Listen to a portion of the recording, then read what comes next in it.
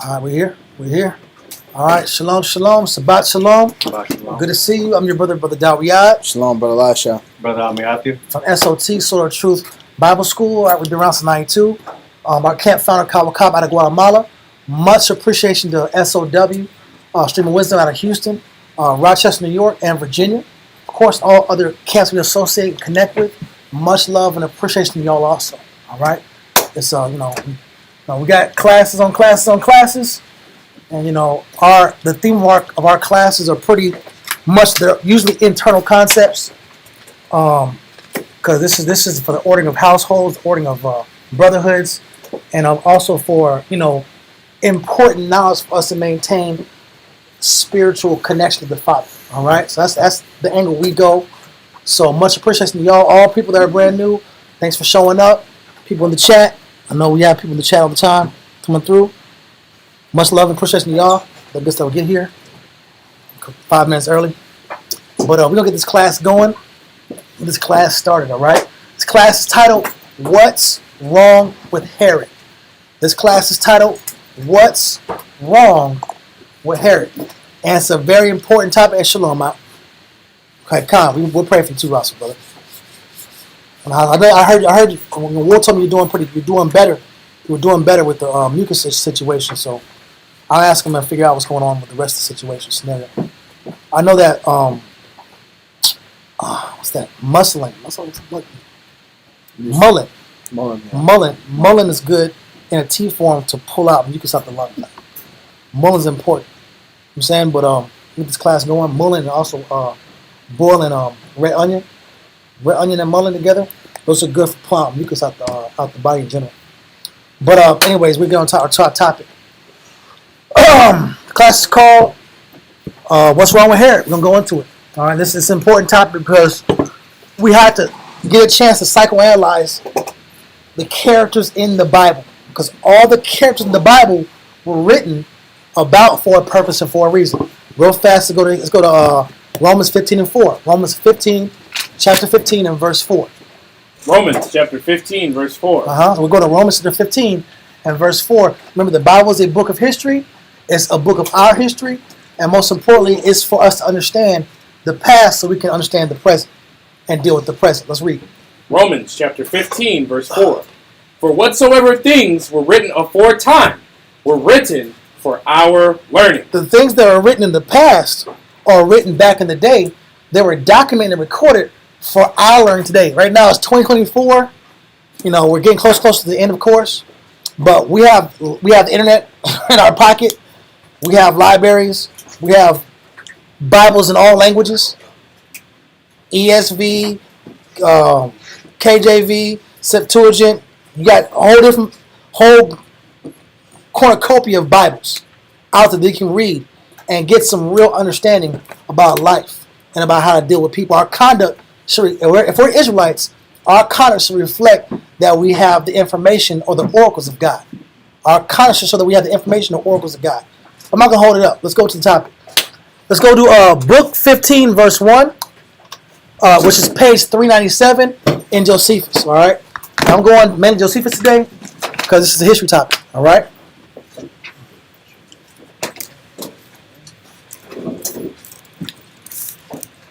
Page 191. Page 397. 397. Page 397. 397? Gotcha. Chapter 1.1. Gotcha. 397. Yeah, I have some good reading today, too. Okay. So what's this point 12? Book 15, chapter 1, verse 1. Oh, is that 2? Oh, that's 2. Yeah, Okay, never mind. Yeah, let's go. Okay. Antiquities of the Jews, book 15, chapter 1, verse 1. Point 1. Point 1. Yeah, because it's not the Bible. It's history. Paragraph. All right, Whenever you're ready. let's go. It says, how Sosius and Herod took Jerusalem by force. Okay. And besides that, how they took Antiochus captive. All right, read on. Okay, has been related by us in the foregoing book. So it's in the foregoing book. Read on. We will now proceed in narration. And since Herod had now the government of all Judea into his hands. So That right there. Now go to book 16. So we know King Herod, through warfare and through conquest, now is the ruler and the procurator or tetrarch of Israel. Okay? So this is the beginning of the Herodian dynasty. So go to book 16? Yeah, book 16. So you're saying this is the first time that a non-Israelite emperor was over Israel or governing Israel? Directly in our land. Okay, directly in our land. This time of the Greco-Roman Empire, the Greeks and the Romans. Yeah. All right? So we got to get this history. All right? We're in chapter 1. We're at page 426. We're at page 426, chapter 1. All right? And we have to analyze and scrutinize all the characters of the Bible to get a clear understanding of ourselves in general also. That matters. That's important. All right? Let's go. Let's be clear, too. Okay. Book 16, chapter 1, verse 1, or line 1. Point 1. Let's go. As King Herod was very zealous in the administration of his entire government. So now we know Herod has the rulership of Israel, or Judea, which is the southern kingdom, which is your what? It's your so-called Negroes, West Indians, and your so-called Haitians, right? That's the southern kingdom of Israel. The northern kingdom had, a long time ago, been dispensed out throughout Europe, Asia, Asia Minor, and Africa, and throughout the world, all right? So the last part of Israel as a state, Israel as a nation in our own land, is in this time period, all right? Read on. So Herod was very zealous in the administration of his entire government. He was very thorough and was very diligent. Read on. And desirous to put a stop to particular acts of injustice which were done by criminals about the city. So he was also zealous of what? Law and order, right? Like, you got a president now coming in teaching about law and order. This person, if y'all into politics, you know, Trump is the president of law and order. He's been pushing that for about a good 8 years now. All right? It's like the president of El Salvador. You know, when he came in, I don't know his name in particular, but when he came in, El Salvador was one of the most dangerous countries in the entire world. And he came in and he made it his first governing action to take away crime in its entirety. If anybody was assumed to be a criminal, anybody was assumed to be associated with any type of gang activity, you were getting routed up, kick doors in, taking you out, and you had an option. Your option was either we'll kill you now, or you tell us who your friends are. So people were snitching left and right. More and more gang members are getting rounded up, and all of a sudden, crime is near zero. Ain't no crime over there. It's near zero. Nobody wants to go. It's a they have a dungeon in there. Yeah, it's a dungeon. And they're all locked up. If you look at the pictures, the pictures are crazy. I like that you brought it up. Okay. But he brought in law and order. Okay, he brought law and order to his people. All right. Now we have a new king. We have King Herod over our people, and he's instituting his form of government, law and order. Read. It says, and desires to put a stop to particular acts of justice which were done by criminals about the city and country. He made a law. No way like our original laws. No way like what? Our original law. Now, the implication behind ruling the Israelites is that he's going to rule after the customs of who? The Israelites. When you study Herod, Herod portrayed himself as a Jew. That he was a Jew in understanding, not by nation, but by administration, by government, by process, and by culture, because he's ruling over those people. It's to his advantage to take on the customs of the Hebrews. He was very well inoculated in the understanding of the Jews. He wasn't an ignorant guy over the Jews. All right, he knew the customs. Read. No way like our original laws. But his laws were not like the original laws, the laws of Moses. Read. It says, and which he enacted of himself, to expose housebreakers to be ejected out of his. And you can get a remnants of that. America was built on the what? Constitution. The Constitution talks about what? God. The Bible. So help me God. So we're having, if you want to relate to this, you can see how he's instituting, okay, I'm over the Israelites, I know the laws of Moses, but I'm going to do laws, I'm going to do my own type of laws, my own type of methodology and approach. Just like the founding fathers were building the country off the ideal of Christianity, off the ideal of the Bible, but they're instituting their own form or deviation of biblical law. All right, is that clear? Read. It says, and which he enacted of himself to expose housebreakers to be ejected. So if you're a housebreaker, what's going to happen to you? To be ejected. No breaking in houses. A housebreaker is the person that breaks in a house. Yeah. Read. out of his kingdom.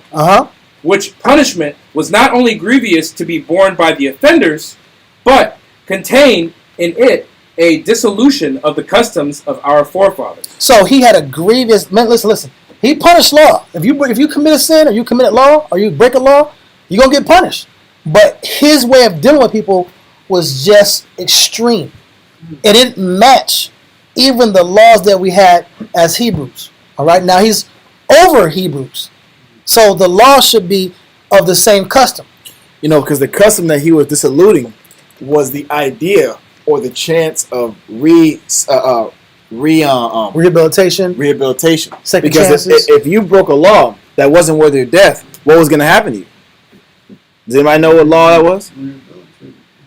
Well, when you sinned, you have to go to one of the safe havens. You have to literally leave your land, and go to a land that's designated just for criminals until the judge dies. Either the judge dies, then you can come back to your land. Because what that would do is that still protect your right to your land.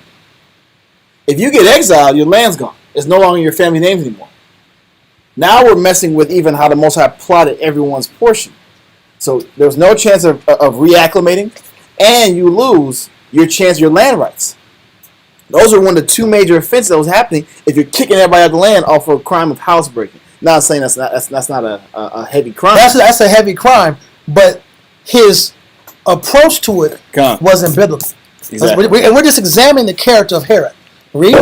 It says, "For this slavery to foreigners, and such as did not live after the manner of Jews. Read on. And this necessity that they were under to do whatsoever such men should command was an offense against our religious settlement." So the way he dealt with criminals was an offense against the religious settlement of the Jews. No different than now. A person do drugs. Not saying we don't accept drugs in this realm, but white powder cocaine, you get a couple years. Crack cocaine, you might get a lifetime. Right? The laws don't match. We have a disagreement with how he distributes judgment. All right? So what you're seeing is Herod has a deviant nature when it comes to justice. He has his own idea of what justice is, but it doesn't match the wisdom of the book. But he's over the people of the book, saying he's going to maintain the laws of the book. Read. It says it was offensive at our religious settlement rather than a punishment to such as were found to have offended. Such a punishment being avoided in our original laws.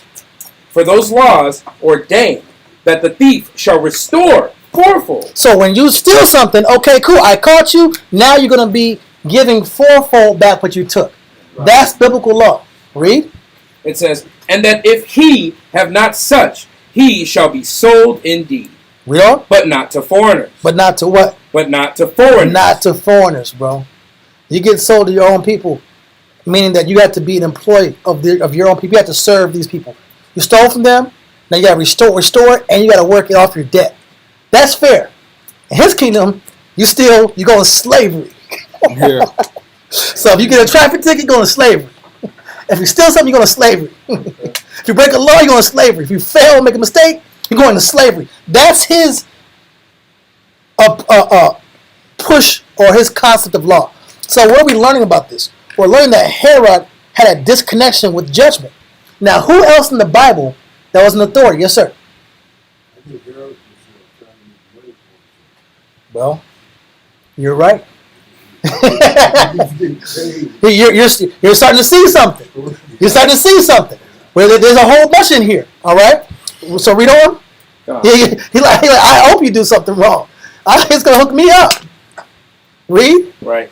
It says, he shall be sold indeed, but not to foreigners, nor so that he be under perpetual slavery, for he must have been released after 6 years. But so you can't be a slave forever under perpetual, unending slavery because you stole something. All right. Read. But this law, thus enacted, in order to introduce a severe and illegal punishment. A severe and what? And illegal punishment. Now, that sounds similar to who in the Bible? It sounds like Saul. Saul said, if anybody eats meat until this war is done. If this war is not done, I'm not going to go to the scripture about it because we have a lot of points to read. But he said if anybody eats any food before this war is done, they're going to be killed. That was his law. Yeah. That was his rule. That's never been in the Bible. If you eat some food, you're getting killed. I've never read in the law of Moses that if you eat a meal, you're going to die. But Saul said, listen, we had a war going on right now. I proclaim a fast. And if anybody eats, they will be put to death. Whoa. So his son are out there going to war, fighting the battle. They come back hungry. And then his son sees some honey on the ground, some honey, and he puts a stick in the honey and tastes it. Guess who broke the law? Saul. No, not Saul, but his son Jonathan. So what was set up? He would have to do what? Kill his son. He would have to kill his son. You see what happens when you have extreme ideas and extreme laws that are not based on counsel or biblical understanding and principle? Mm-hmm. Nobody in the Bible said if you eat, you die. But that was his concept. So we're seeing how people that are in authority, that have extreme laws, extreme penalties, are out the spirit. Let's get the message out. You can't just make a proclamation in front of the camp and you got other brothers back, far in the distance. They didn't even hear the message. It was bad logistics. It was bad logistics. He wasn't really responsible in that arena. So also what else happened? When you read about the story, so the people started boiling all the food and because they finally won the war. So they're boiling food and they're trying to cook fast as possible. And what did the people do? What did the master people do? They ate the meat with the blood in it. And so unprepared for this fast that they ate the meat with the blood still in it. He calls everybody to sing as the Most High because according to law, we're not supposed to drink what? Blood. We're not supposed to drink or eat blood. Right. But his bad administration of biblical principle, his inability to distribute, thank you, sir. His inability to distribute proper judgment caused what? It caused his son to almost be put to death, and he had to be saved and convinced, hey, don't kill your son, bro. He didn't even know. Because the people would have been upset because Jonathan was the one that won the war. Jonathan won the battle. Yeah. He's the one that saved the nation. The guy that saved the nation had to be put to death because he broke your phony fast that was not put on biblical principle. Right? Yeah. Also, Saul did what? He was told to kill everything when it came to Amalek. Kill the dogs, cats, babies, everybody, right? Put it all to death. What did he do? Save the king. He saved the king, right? And some what? Some sheep. Why? Because he can get a benefit from it, right? So Saul picks and chooses when he wants to be about principle and about order. That's no different than King Herod. He was also similar into that picking and choosing or that poor understanding that affects people. His poor judgment affects people. When Saul put that law out there, it affected the nation. It was a stupid law. Nobody eats until they come back from war. Everybody's eating bloody meat now. They weren't even prepared for this. Then the leader, the hero, almost gets put to death. Stupidity. Right? This is showing you how leadership or judges that are not biblically connected, when they exact authority, everybody suffers. Is that clear? We don't? Right, so, point 4. But this law, thus enacted in order to introduce a severe and illegal punishment, seemed to be a piece of insolence in Herod, when he did not act as a king, but as a tyrant. He didn't act as a king, but he acted as a what? As a tyrant. As a tyrant. So the question is for us, are we kings or are we tyrants? Because every man has a realm of responsibility. You don't got to have 1,000 shield rank and you got to be the big G this and you got to be an officer of 1,000 this. Everybody has somebody they're responsible for. Everybody has somebody that they have to take care of. Everybody has somebody that they have to love based off the Most High's principle. Because you're an Israelite man and you have the form of the scriptures, the form of the book, you're responsible for judgment. Right? Sure. Like Herod was over Israel. So he's responsible for what? Judgment. Nebuchadnezzar was over Israel. So he was responsible for what? Judgment. And when Nebuchadnezzar violated, what happened to him? When he wanted Israel to bow down to his golden image and pray to his image, what happened to Nebuchadnezzar? He was turned into a beast, to a sloth in the field for years, eating grass, mentally disturbed and broken. And they had to hide him from the nation until that issue of that malady, that this tempter left him and he went back to his natural mind.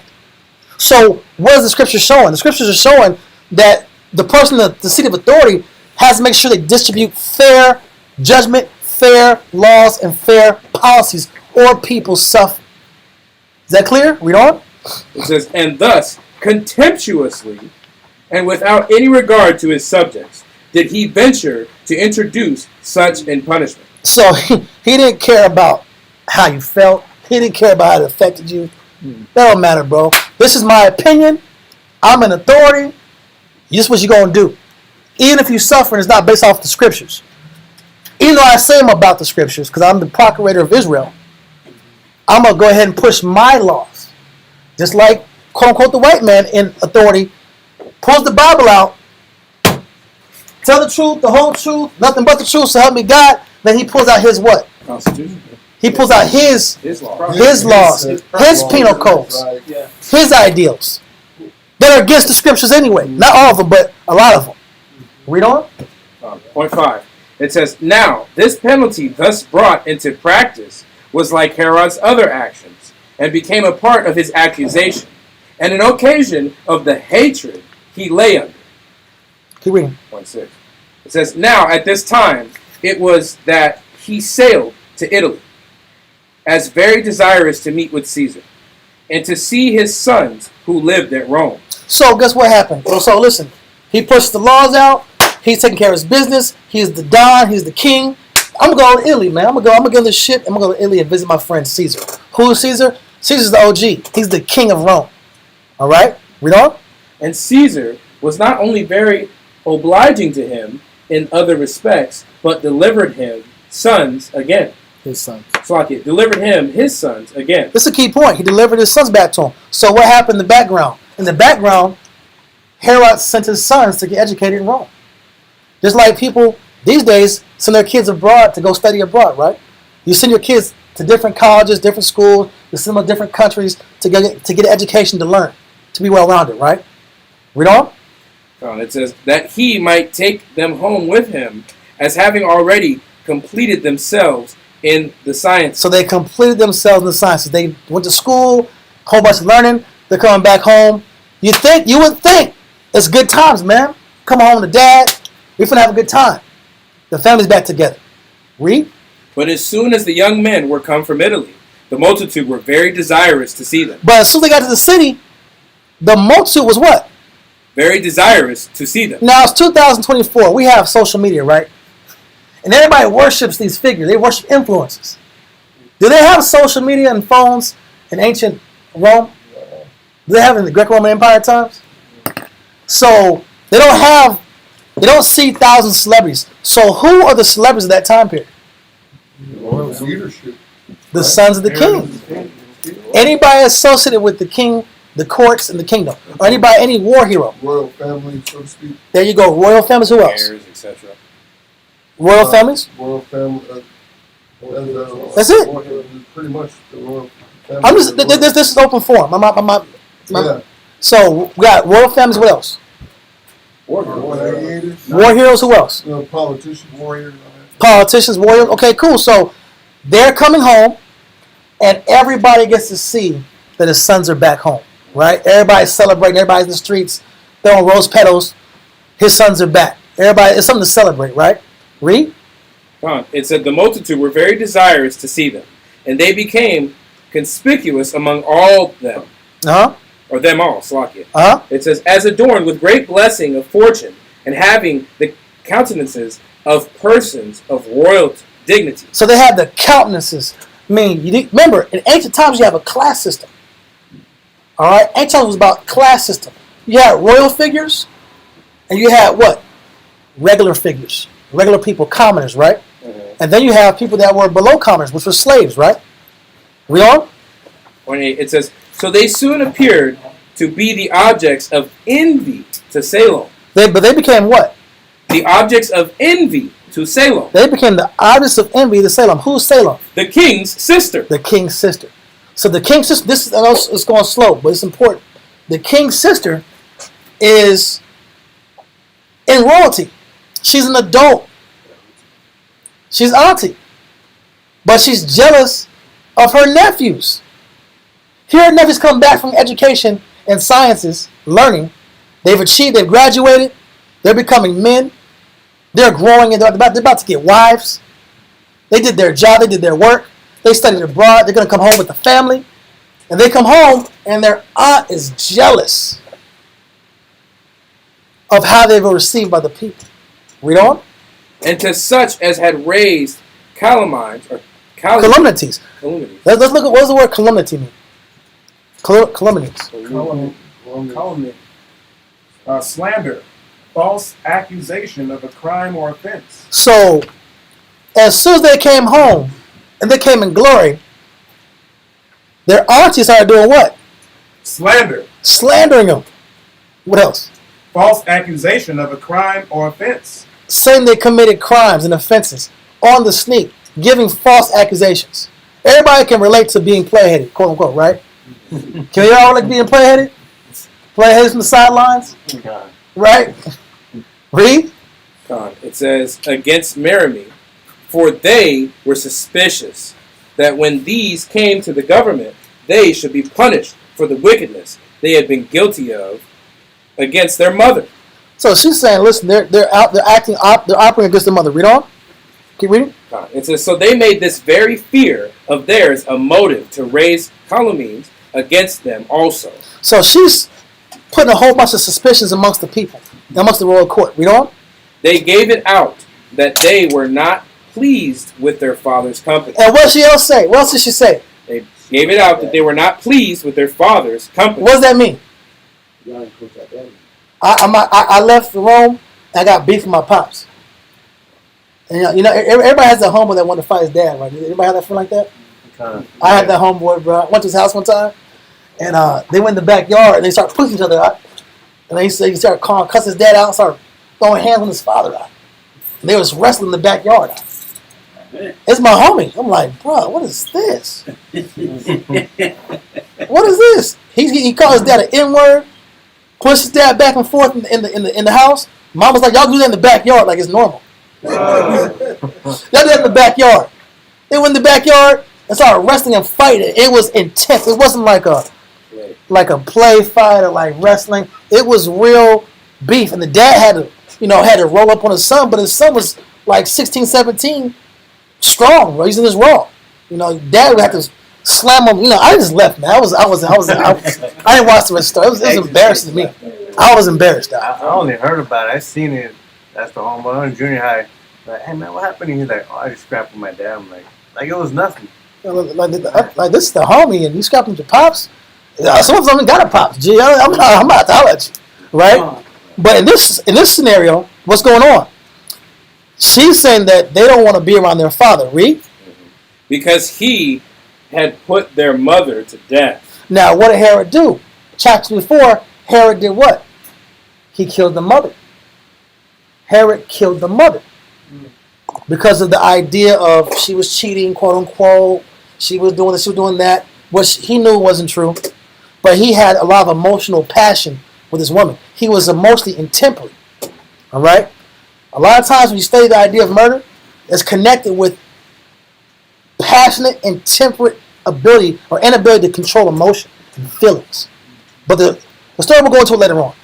Read on. It says, as if it were not agreeable to piety to appear to converse with their mother's murderer. But the issue they really had was they don't want to talk to the people that killed their mama and tortured their mama. They want to talk to them and be cool with them. Because the people that executed him, that are executed his mother, are in the temple. Right. They're in the palace. So you gotta live with somebody and see somebody that tortured your mom and be cool with that. Yes, sir. So is this just rumors that the aunties sharing, or is this how they feel? No, she's taking real events and spinning the real events. They don't want to be around their father because their father killed the mother. Right? And also they're saying that they got beef with the dad. They want to overthrow the father. So she's saying these rumors out of jealousy and envy. All right? Yes, sir. She's instigating. She's trying to stir things up. She's stirring the pot. Remember, they've been separated for a long time. They got an education in Rome. They come back home.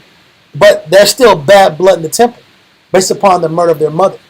And they have to live. It's not, the story's going to break it down. Yeah, okay. So I don't want to give everything away. Okay. Keep reading. Point 10. Now, by carrying these stories that had indeed a true foundation. They had a true foundation. A lot of lies come from a true foundation. But they're not what? We're in the book of Josephus, book 16. All right? Read on. That's also Josephus. Go ahead. Now, by carrying these stories that indeed had a true foundation in the fact, but were only built on probability. They're built on what? On probability. So she's saying this could happen, but she's saying it really is happening. You could guess. Maybe they have probably father. But she didn't get the information to prove it. These are just rumors she spread. Hypotheticals. Hypotheticals and rumors. The scripture says what? Many have been overthrown by what? Evil suspicion. Evil suspicion. That issue, that theme is constant in the scriptures. Read. It says, but were only built on probabilities as the present, or as to the present accusation.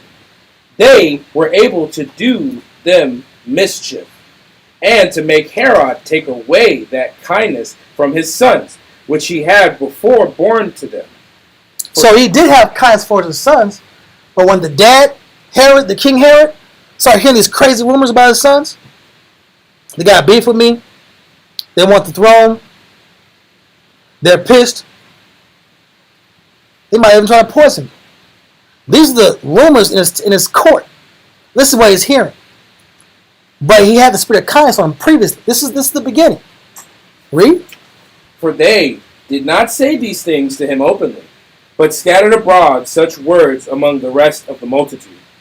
From which words, when carried to Herod, he was induced at last to hate them. So he went from loving his kids to hearing rumors, and the rumors he heard induced him to what? To hate them. To hate his children.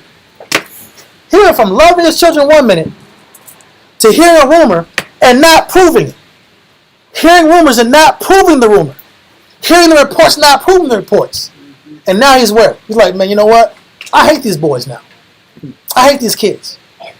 That's where King Herod's at. Read on. It says, and with natural affection itself, even in length of time, was not able to overcome. Wow. Yet was the king at that So even time. at the time, he couldn't get past the rumors. He couldn't get past ill reports. He couldn't get past the negative ideas in his head. Is that clear? He couldn't let it go. He could not let it go. Read. It says, yet was the king at that time in a condition to prefer the natural affection of a father before all the suspicions and calumnies his sons lay under. Yeah, you gotta close the door. Go ahead. So he respected them as he ought to do, and married them to wives. So they came back. They're grown, not grown, but they're like, young out of high school, education. They're kind of looking sharp, getting in shape, got a little beard and stuff like that, skin shiny, hair long and lustrous, right? He's like, man, I'm trying to marry my boys off. But what's in the back of his head? Hatred towards them. He's got hatred towards them right now. Yeah, they want my throne, bro. Oh, it's suspicion. Suspicion. But who spread the suspicion? The auntie. The auntie who? Solomon. Solomon, yeah. Why? Because she was jealous of them. Why was she jealous? She was jealous of the attention of They're attention. taking Hey, all yeah, watch the camera. Be careful. Wait. Go ahead. I'm listen. So, I'm sorry. I'm just trying to make sure the camera bumps They're out. taking all the attention for that she once had. She wanted the attention. She was an attention desirer, right? She wanted attention. She didn't get the attention. So now, who has to suffer? The whole family. Everybody is. The injustice. Everybody. Really? Yeah. The injustice. I'm not getting what I want, so I'm going to cause someone to be in pain. That was the injustice that the sister of Herod did. All right? Yeah, if I can't get the glory or the clout, if I'm not getting the clout, nobody's getting the clout. Or I'm going to make sure I defame this man. All right? The word brute means report. It means fame. It means rumor. That's what the word is brute with the I in it. There's brute with an E and there's brute with an I. All right? Brute. I'll get it right quick. It says rumor, report, or fame. Rumor, report, or fame, or noise abroad. So there was noise abroad, there was fame abroad, and she felt some type of way. Is that clear? So now let's skip from there, chapter 2. All right? Chapter 2. Point 1. Let's read it. Okay. Books, Antiquities of the Jews, book 16, chapter 2, line 12. When Herod had dispatched these affairs, and he understood. You gotta close the door, man. Go ahead. Excuse me. And he understood that Marcus Agrippa had sailed again out of Italy into Asia.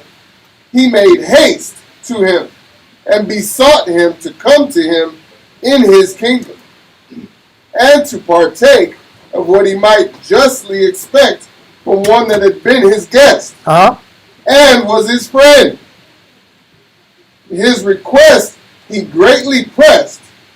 This request he greatly pressed, and to it Agrippa agreed, and came into Judea. So Agrippa was who? Agrippa was also an OG of Herod. Huh? A king. He was also a king. He was a higher up. And Herod was like, man, please come through, come see my kingdom. Welcome to Zamunda. Right? come see Jerusalem. Right? Come see the kingdom I've built. Read. Whereupon Herod omitted nothing that might please him. So Herod did what? What does that mean? Omitted nothing that might please him. He didn't leave out anything that might please him. He made sure Agrippa had a good time. Let's read.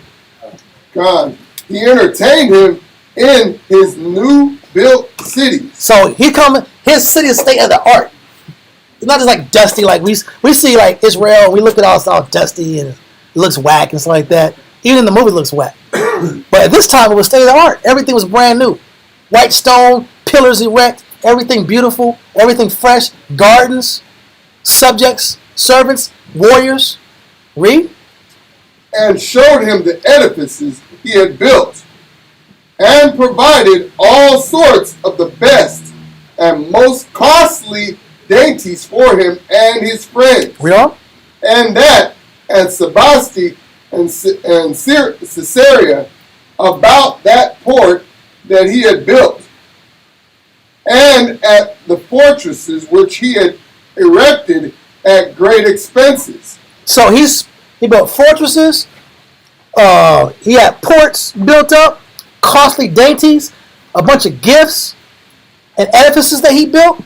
He's showing, listen, I'm balling out of control over here. We're doing quite well, right? We're doing well. Let's skip down to, I say point 2, chapter, paragraph 2. Paragraph 2, line 16. Yeah, read a little faster. God. So Agrippa went away when Herod had bestowed on him and on the principal of those that were with him many presents. But King Herod, when he had passed the winter. Oh, I made a mistake. I skipped one thing. I'll read it myself. This is right here. He also conducted to him the city of Jerusalem, where all the people met him in a festival of garments and received him with acclamations. Agrippa also offered a hecatomb of sacrifices to God. So Agrippa also came through with what? Sacrifices. He was giving sacrifices to who? To the Most High. To the Most High. So he was a good king, bro. Agrippa was also a good king. He knew how to mold and flow with the people. Read.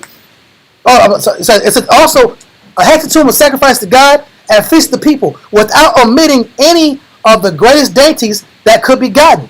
He also took much pleasure therein, that he abode many days with them and would willingly have stayed longer, but by the reason of that year made him haste away. I can't be here too long. I got my own kingdom. It's like you go to somebody's house and you love being around them, but you gotta go to work. Like, man, I would love kicking with you, man. We play video games all day. We watched a whole bunch of YouTube and laughed about good times growing up together. But I do got a job, bro. I got a wife and kids back home. I can't be thrown like this. We've been drinking. We've been dancing. We went out together. I ain't seen you a long time. We had fun. We had a blast. But I do got responsibilities, bro. So I needs to drive down 14 and go all the way back to H-Town. I got to drive out. And the oldest one knows that that long drive, you kind of throw, like, I guess back in the day, it was like Passover. And you drink at Passover, and you got to drive from Houston all the way to San Antonio. And, bro, I was driving out, and I got pulled over the police and stuff like that. I'm like, come on, God, this is the wrong time to get pulled over. I wasn't slizzard, though. But you have a good time. You have fun with brothers. It's like the gathering when the gathering of tents. You have a good time. You don't want to end, but you gotta go, right? Because you get back to life, back to reality. Same thing for Agrippa. Now keep reading on point 2. Keep reading on point 2. On paragraph 2, line 16. So Agrippa went away when Herod had bestowed on him and on the principal of those that were with him many presents.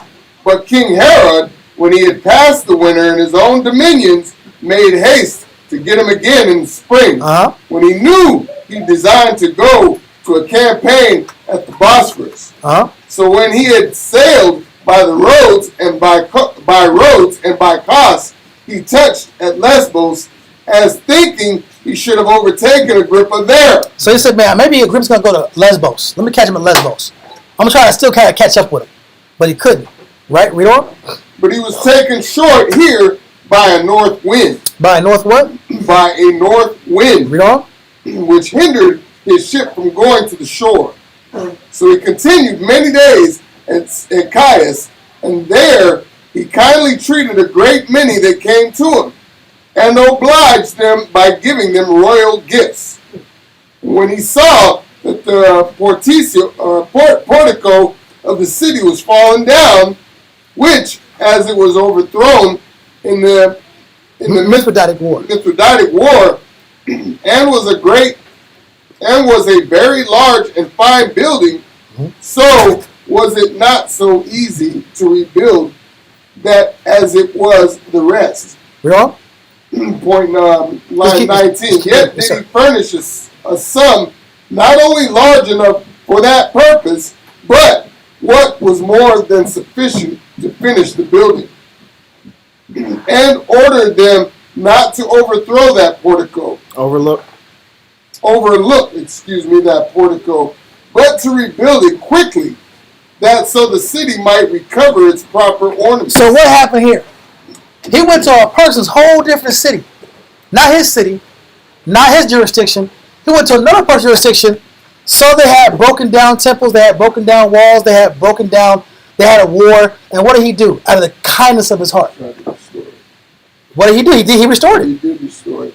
He built their whole city back up. Decorated and everything. He re-beautified. That's like somebody go to somebody else's house. Let's see, man. I see you got a bunch of problems, man. Here's the bread, man. I got my boys. We'll go ahead and fix your house up for you. Show about it, right? Huh? They have a show that does. Yeah. What's the show called? I forget. Restore. Flip This House? Flip This House. Yeah. So he did flip this house in this different land. He was trying to catch up with Agrippa. Couldn't catch up with him. Flipped the whole city. He flipped the whole city. That's how much money he had. A lot of wealth. So he was wealthy. He was rich. Right? He was blessed. But he had these rumors circulating around him in his temple that he kept hearing about his boys were out to get him. This is Agrippa. Huh? This is Agrippa. No, not Agrippa. I'm talking about Herod. Herod rebuilt the whole city, a foreign city. Oh, okay. Yeah, Agrippa was the homie. Agrippa went home. Agrippa got the shit. Agrippa left. Okay. But Herod was trying to catch up. He tried to catch up to him because he wanted to spend more time with him. And then he missed him by the north wind. The wind pushed Agrippa further away, so he couldn't catch up to him. So wherever he goes, listen, I might as well bless whoever I'm around. I'm going to give everybody gifts. Let them know that King Herod is a baller. And I love everybody. Right. I love everybody. I love you. Right? Kind of like that. It's a publicity stunt. A publicity stunt. Giving out turkeys. I love everybody. Here's free turkeys. Here's free bicycles.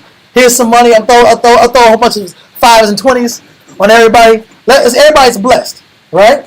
That's what he was doing here. Okay, let's keep reading. Line 20. And when the high winds were laid, he sailed to Mytilene and then to Byzantium. And when he heard that Agrippa was sailed beyond the Caenaean rocks, he made all the haste possible to overtake him, and came upon him, and came up with him about Sinope and Pontus. He was seen sailing by the shipmen most unexpectedly, but appeared to their great joy. Now read point 22. Point 22. Accordingly, Herod was all in all to Agrippa. So Herod was all in all to, what does it mean to be all in all? All in. All in. He was all in. He was all in. He was a complete servant. This dude was rebuilding cities. This dude was giving gifts. This dude was on his job and responsibility. This dude looks like, right now in the story, he looks like a legit guy. Loyal. He's loyal. He's really trying to win over Agrippa. Look how he's treating his elder, or his OG, quote unquote, or his boss. This dude's doing everything in his power. He said, I gotta go. He's trying to catch up to him. He's giving him free gifts. Everything in his power to please his authority figure. Read on. God, line 22. Accordingly, Herod was all in all to Agrippa in the management of the war, and a great assistant in civil affairs, and in giving him counsel as to particular matters. So what did Herod even do? He even counseled his elder. Counsel. He gave him counsels too. Straight good guy. Read. He was also a pleasant companion for him when he was relaxed himself, and a joint partaker with him in all things, in troubles because of his kindness, and in prosperity because of the respect Agrippa had for him.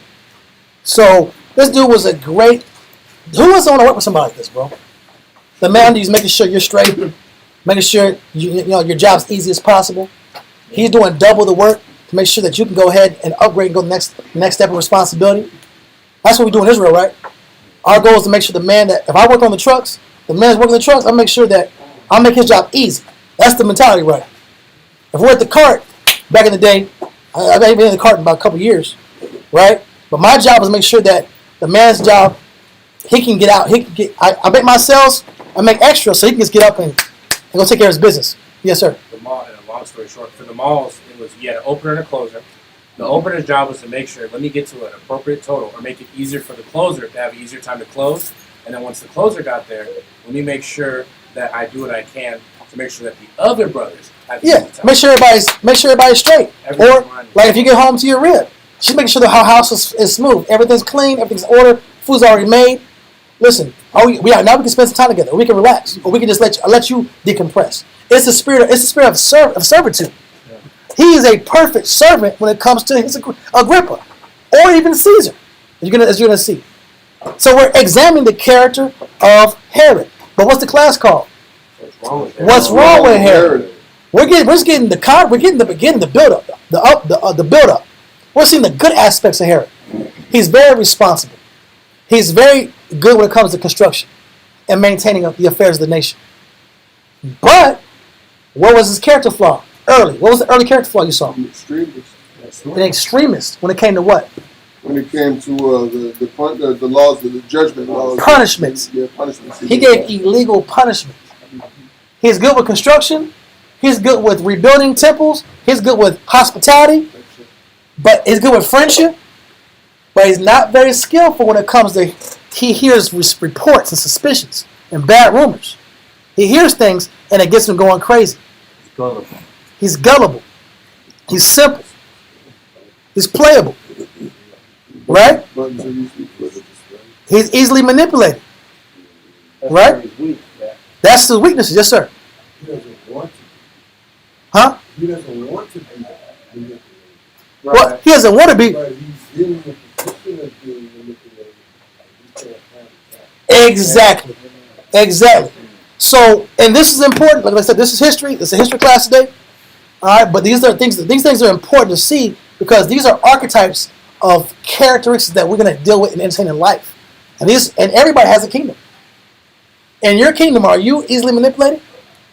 In your kingdom, does your outlook shift and change and you sit here and start being paranoid of people around you? Are you good at the job and you're great at the job, you're responsible as hell, but when it comes to disciplining your children or your people, you cross the line? We have to look at the characters in the Bible and look at the characters in the Bible as a type of model to see contrast, pros and cons. Am I like this? Do I have similarities? All right? Let's keep going. Now we're In line 23, sir. we're at line 23. I'm not going to read all this stuff, but we can go to. So we got he left a natural state of positivity, natural conversation. 6.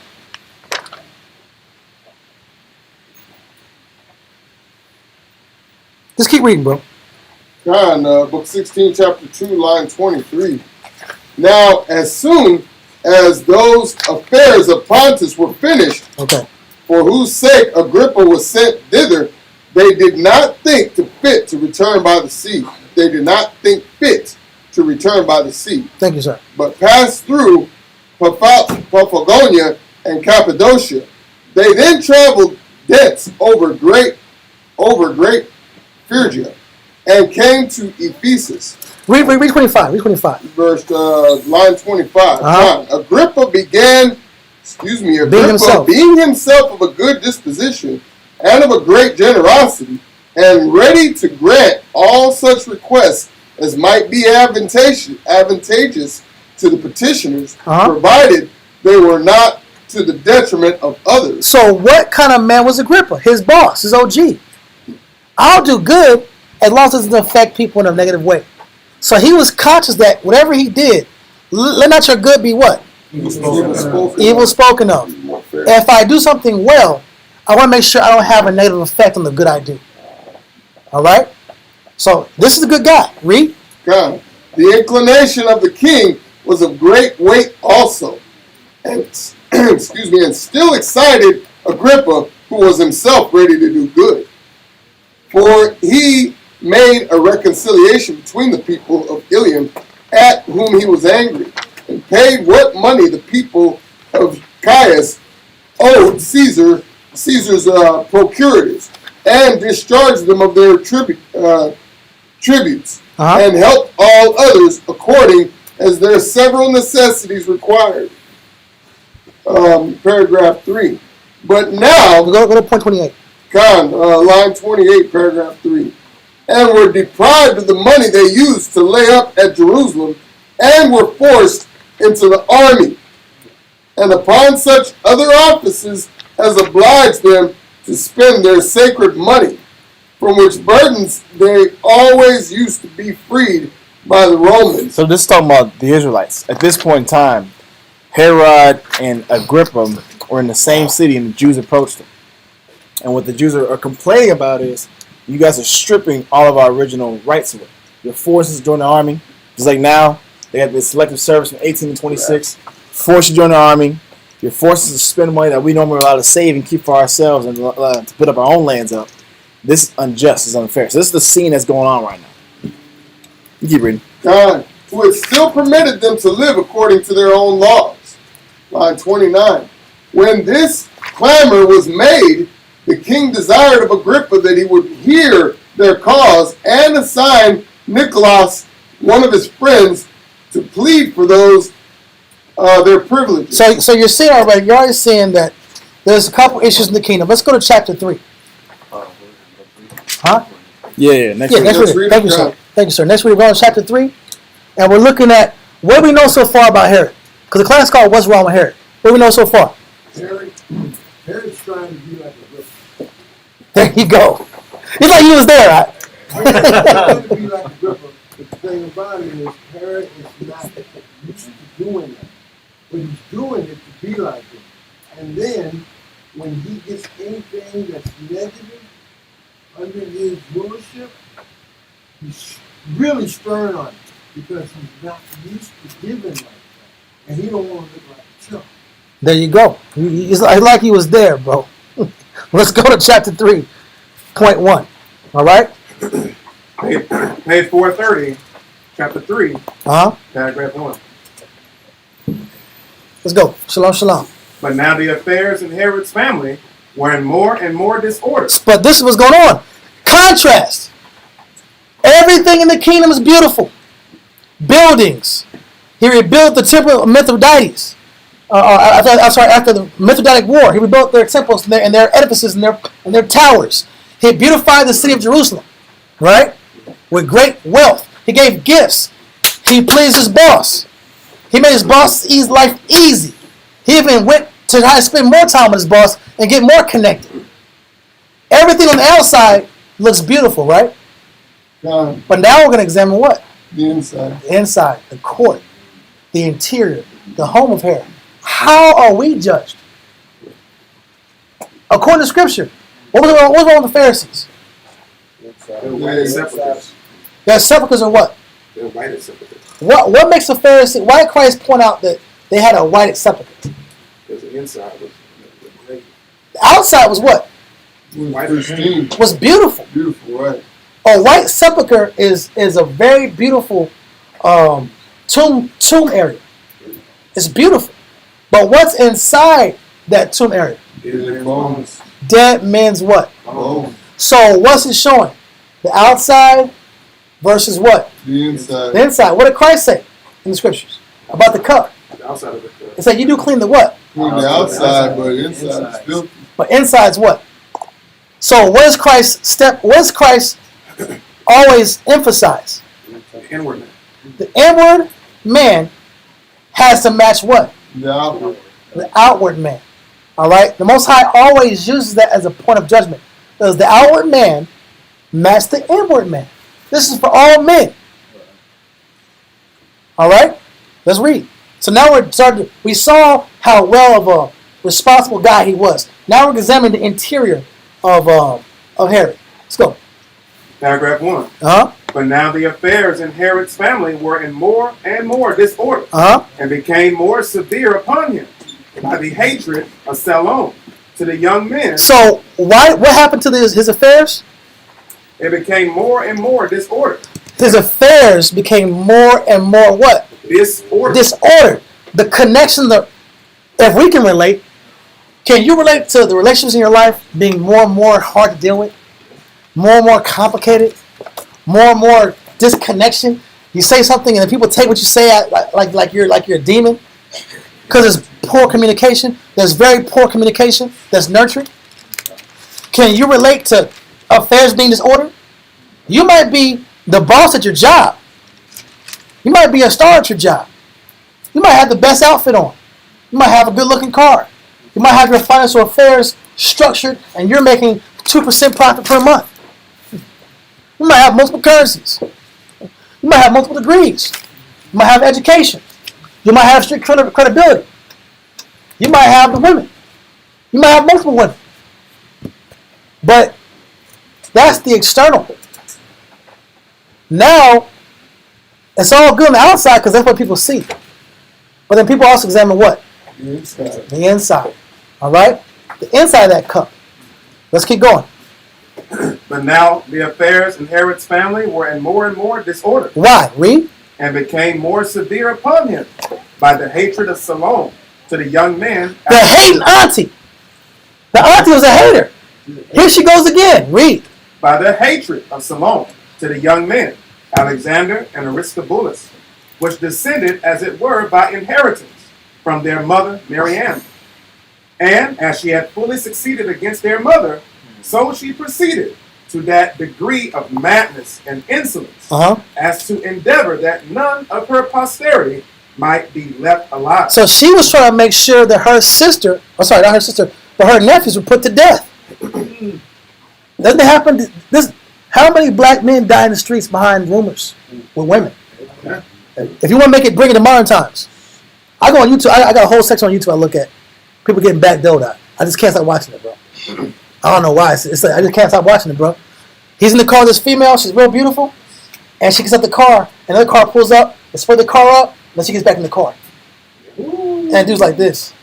And everybody, and she's acting like she was like, oh, she starts crying. There's a new rapper. What's the rapper's name? Not Pop Smoke. Other dude. The dude, he wears glasses from New York rapper from glasses. Karashino. You know this dude? Right. P&B Rock. P&B Rock. P&B You supposed to know that, P&B Rock. I was from New York. That's not. It's from Philly. He's from Philly. I don't count. It don't count. It don't count. Gets a pass. Close enough. If you're from Texas, Philly's New York. If you're from Texas, it's the same. It's kind of true. But I get it though. And much respect to Philly. I got love for Philly. You got good music. Was it super hot fire? That's except for Meek Mills. But listen, the whole point is this: except for him, Lord forgive him for the way he did what did. Oh. That's what he said. That's what he said. That's his rap. All right. Did he say that exact? He said, exact. I hope. Look it up. He said, I hope the Lord forgive me for. I hope Philly forgive me for what I did with Diddy. No, he didn't. Yes, he did. It's called Dream Chasing. He was chasing his dreams, huh? He was chasing his dreams. The video didn't come out, but he was rapping, and nobody's like I'm vibing. I'm like, I hope Allah forgive me what I did with Diddy and for Philly. I'm like, man, the music's inspiring, makes you feel passionate. I'm finna get some money today at the Zone. I'm finna tax these people. I'm finna make $300 today.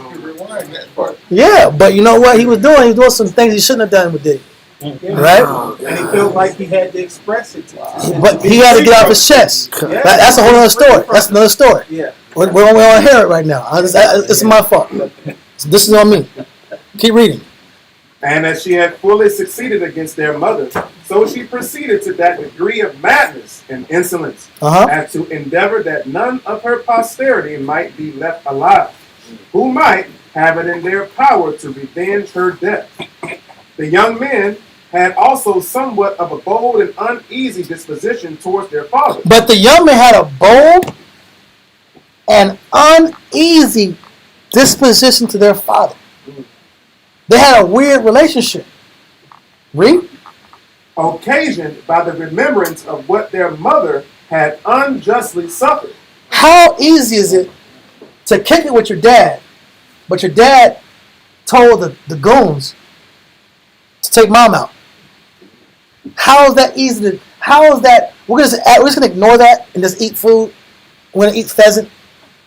We eat pheasant and eat cabbage like nothing happened. These guys were sent up. Your mom got taken out. Then you got sent to Rome to get education. You come back home to this weird relationship in the house. To some weird auntie who's spreading rumors. This is the interior of the kingdom of Herod. The exterior is beautiful. Towers. Rebuild the temple of the Most High. Go to a city and ball out and give everybody free everything. Give us his OG a great, phenomenal experience. Much wealth and much enjoyment. But you treat your kids like garbage. You treat your family, the people in your household, there's disconnections there. There's a contrast between the outside and the inside. Every man's judged. Every man's a king to a degree. Every man's responsible to a degree. Most High examines all men. Read. The young man had also somewhat of a bold and uneasy disposition towards their father, occasioned by the remembrance of what their mother had unjustly suffered, and by their own affection of dominion. And listen, when it says unjustly suffered, just to get it clear, in those times, they torture people, bro. They don't just kill you and stab you or shoot you with a gun. They torture you. Yes, sir. Is Salome, is she related to Herod or? Yes. Okay. That's his sister. That's his sister. Yeah. That's a big auntie, bro. Big auntie. Yeah. Yes, sir. Yes, sir. Yes, sir. Let's keep reading. Good question. Chapter 3, paragraph 1, line 68. The old grudge was also renewed, and they cast reproaches on Salome and Pharoras. So they started doing what? What do kids do? What do most kids like? Aren't most children like tit for tat? Oh yeah. That's the nature, right? Family reunion's going crazy. This is a bad family reunion. Listen, you're spreading rumors about me. I'm plotting on my father, and then you don't think they're gonna say something back? Yeah. So now there's this strife and debate in the house of Herod. But everything else on the outside is beautiful. Read. The old grudge was also renewed, And they cast reproaches on Salome and Pharoras, who requited the young men with malicious designs. She had what? And who requited the young men. She paid them back with what? Malicious designs. Malicious little plots and little sneaky little plans and tricks. Little setups. Read? For example, modern term. Nipsey Hussle, right? Nipsey Hussle got killed, of course. A dude makes a phone call and tells the dude, man, hey, it's sad, Nipsey got killed. The dude called Nipsey. Nipsey's still alive. He didn't tell Nipsey, I got a report that you were dead. Hung the phone up. 30 minutes later, on the news, Nipsey's dead. So he could have saved Nipsey, but the dude that called him set Nipsey up. Because previously, a couple weeks before, he got knocked out by Nipsey Hussle's bodyguard, dude named Big U. This is street politics and plots, and I'm taking the street level to show in the courts. It's the same. The dynamics are the same for every man. There's always this energy of suspicion and rumors amongst people in general. The question is, do you have the judgment to make the right decision when you're getting rumors, when you're hearing negative, or when you're in your own temple? How do you deal with your people? Let's keep reading. Who requited the young men with malicious designs and actually laid treacherous snares for them. Now, as for this hatred, it was equal on both sides. But the manner of exerting that hatred was different. For as for the young men, they were rash, reproaching and affronting the others openly. So the young men were honest. They're just talking back and forth. They're going back and forth verbally. Read on. And were inexperienced enough to think it the most generous to declare their minds in that undaunted manner. Because this is, for royalty, being a front, being bold and rash was immature. It looks like one, you're not ready for royalty yet. Like, for instance, in a business realm. Yeah.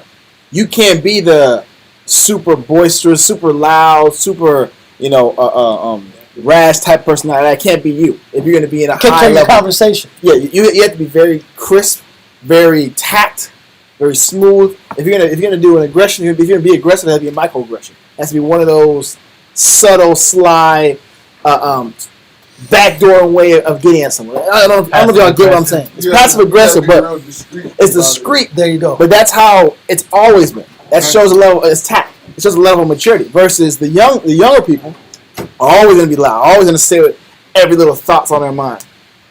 It makes your side look worse. It makes you look more guilty, if that makes any sense.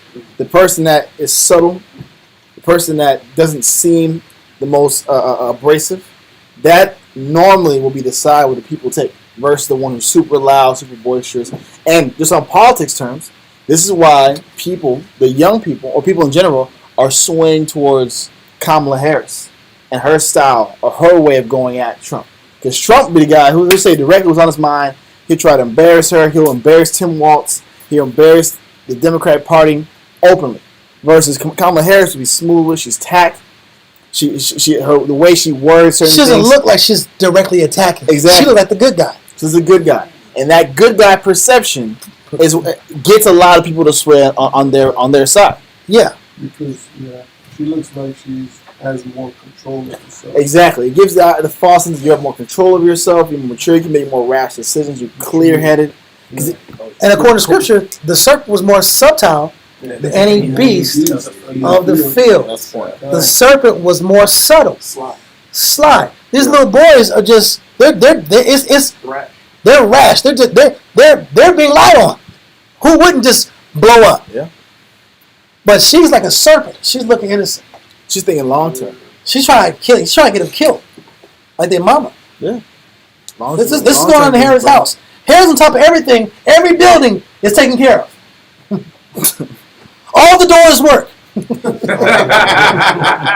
All the doors work, bro. His door, all the doors, everything works. The lights are flicking on. The bill is paid. Chariots are oiled. The chariots are oiled. The horses are shiny. The teeth are white. Now they're ready to run. They're ready to run.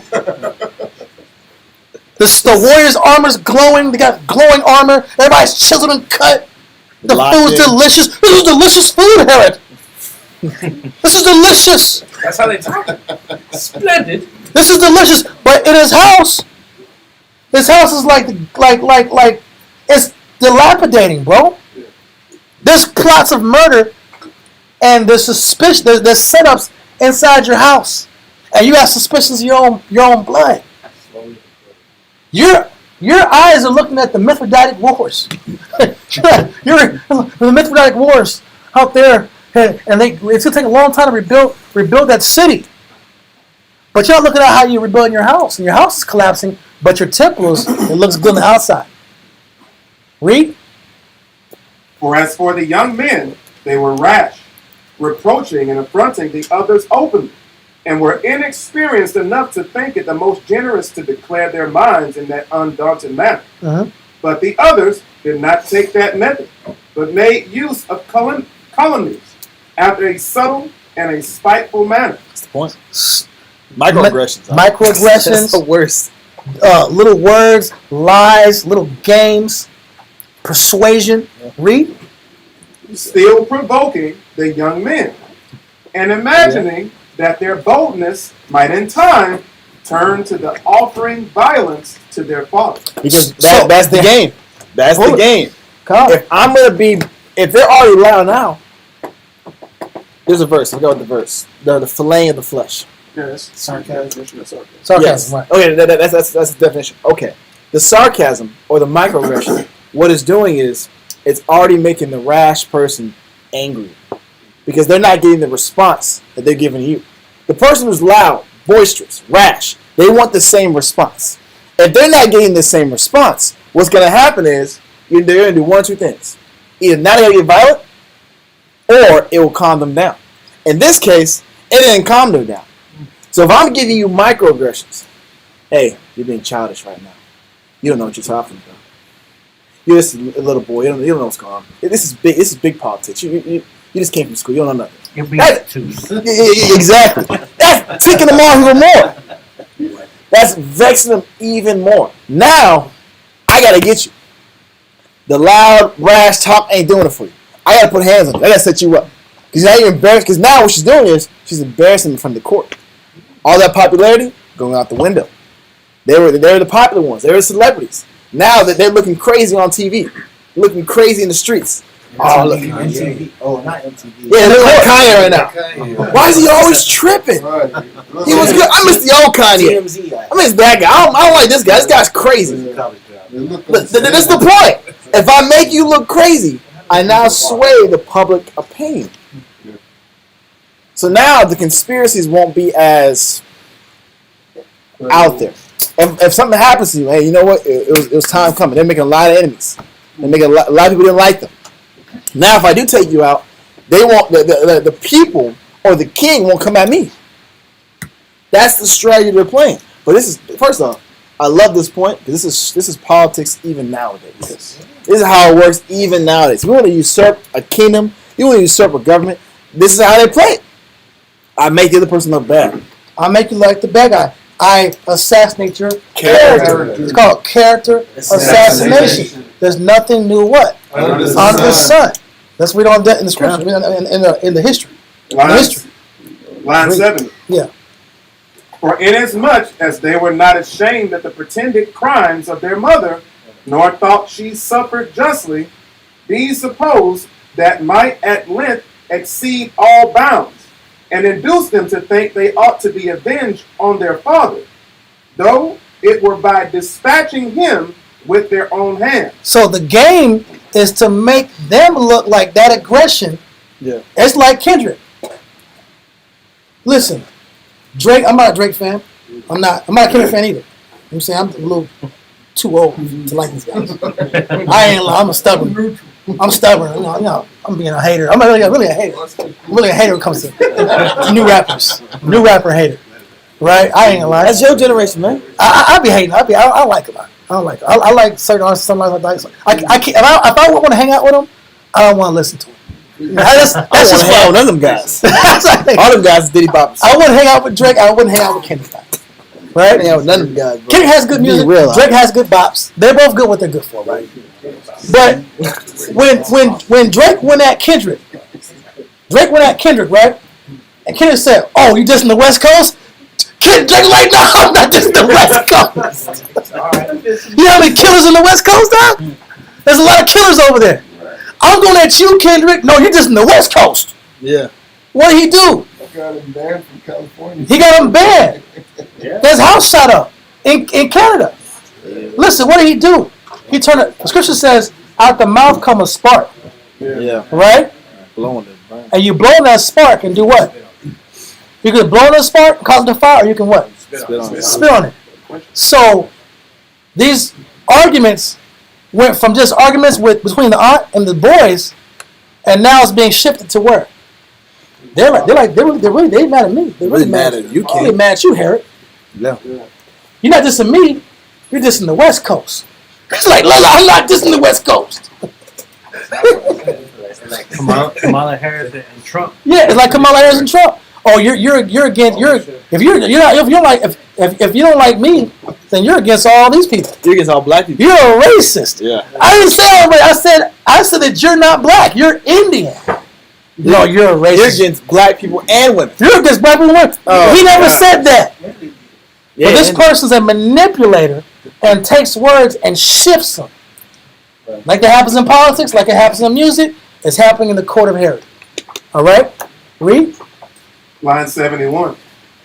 At length it came to this, that the whole city was full of their discourses. And that was the strategy. Now it's spreading. What does the scripture say? A little leaven does what? Right? Spirits jump like what? Frogs. Spirits like what? Frogs. Things spread. Now it's on Twitter. Things got out of control. People are always looking for the next story anyway. Everybody, huh? It's getting viral. There you go. Thank you, sir. This issue's viral now. It went from a little debate, little argument, to now it's in the court. It's a debate, it's argument. Then she's shifting it to Herod. And now it's viral. The whole city's like, man, those guys are bad dudes, man. They're out there talking bad about their father. Yeah. Are they setting up a coup? Question mark in the newspaper? Is it a coup? Is it a coup? Question mark? It's a set. Look at the setup. Read. At length it came to this, that the whole city was full of their discourses. The city turned up. Read. And, as is usual, in such contests, the unskillfulness of the young men was pitied. But the contrivance of Salome was too hard for them. People felt bad, man. I feel bad for these young guys. I feel bad for a boy. They don't know better. He don't know the boy know what he going up against. Oh, man. They don't know better. He's just young buck. Right? Read. And what imputation she laid upon them came to be believed by means of their own conduct. Because they're turning like Elisha said. That's the point. They're getting hot. They're getting upset. That's why I tell brothers in council, can y'all just calm down and communicate so we can figure the issue out? Because now what that does is it makes them. There's a Roman king. It was I think it was Caligula. Caligula, if I'm not mistaken, correct me if I'm wrong, find the right name. He was known as the boy king. He was childish. Oh yeah, childish. He was the boy king because before his father passed, all he did was party. All he did was lay up. Mm-hmm. He was giving into his lusts. He didn't go to war. He did nothing serious. Now he's got to step and be a king, and no one respected him because all they saw him as was the boy, as a young man. What this situation is doing is this is dampening or destroying their chance of being the next monarch.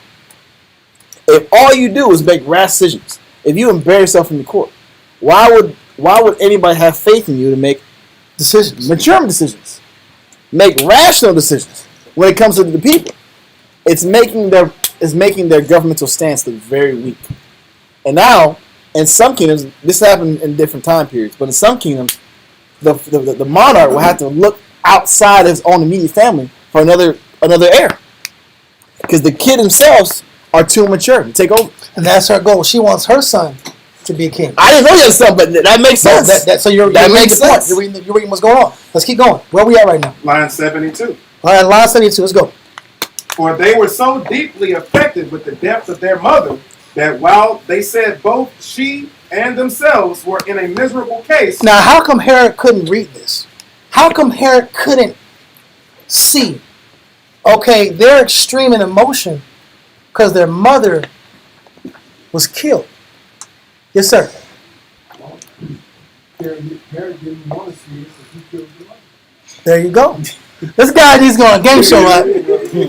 All my money is on my pie. I'll take the right answer. OG Greenfield, right? My money's on him, right? Perfect answer. Perfect answer.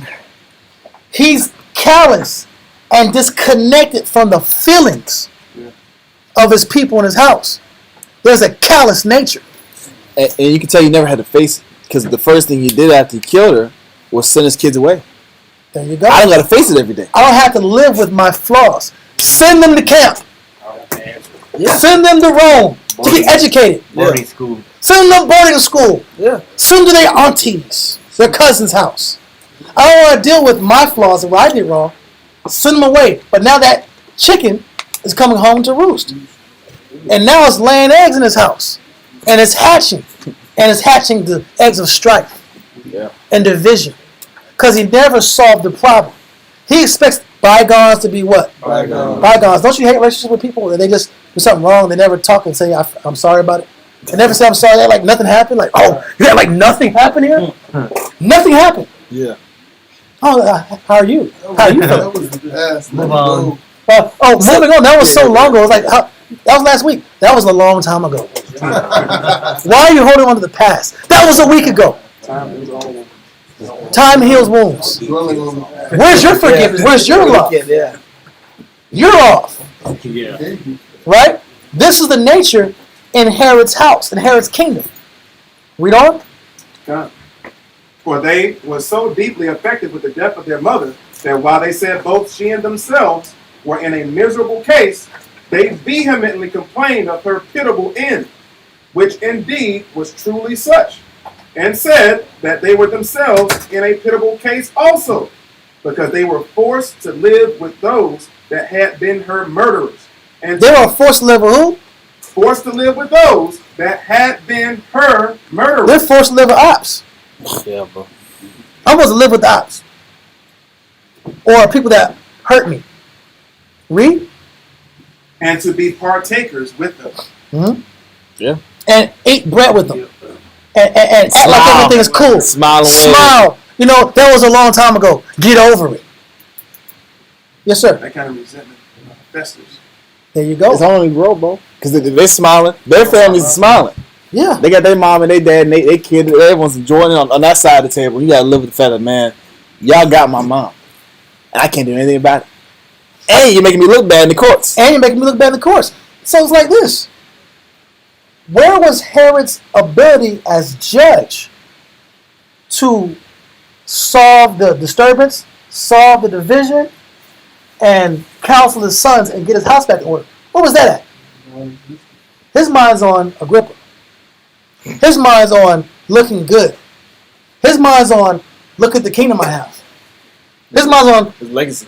My legacy. Look at the legacy. Yeah. I'm a great man. But he's ignoring all the need in his house. The class event I've been going over for the past couple weeks is about covering the people in your home. Right? This is just showing an ancient setting of the same concept. Yes, sir. So is it like he's trying to use accomplishment to bury his guilt? Well, he's just, it's gonna tell you, I don't want to give it away. Because it's going to say. Keep going, let's keep reading. Paragraph 2, line 73. Uh-huh. These disorders increased greatly, and the king's absence abroad had afforded a fit opportunity for that increase. But as soon as Herod was returned and had made the forementioned... Stop right there. Read that point again. I missed that point. These disorders increased greatly, and the king's absence abroad had afforded a fit opportunity for that increase. So guess what? He leaves his house. You know what do men do? We leave the house, bro. This house is hot. I'll be back through when I be back through. All right? I got a trip. I got some business to take care of. I have work. I have to work over here. I can't work here. I got to work over here. Right? We know this game already, right? We know this. This is what men deal with sometimes, right? Huh? Agrippa just hit me up on my hip. I gotta go on a ship. I got the text, right? I got the message. Agrippa needs me, so he's out of his house. But what are the affairs in his house doing? His absence. In his absence, things are getting what? Worse. Because I'm avoiding the problem. Everything's getting worse because I'm ignoring the problem. How many of us, as kings of our own life, ignore problems? We ignore problems and think in our absence we should come back. Match is going to be better. The faucet is going to stop leaking. I'll be hoping the faucet stop leaking. I'm like, this faucet is leaking out. Ah, damn! I gotta fix this. You gotta like it's not leaking, it's leaking, bro. You gotta fix this. Everybody likes to ignore problems. Health is one of them.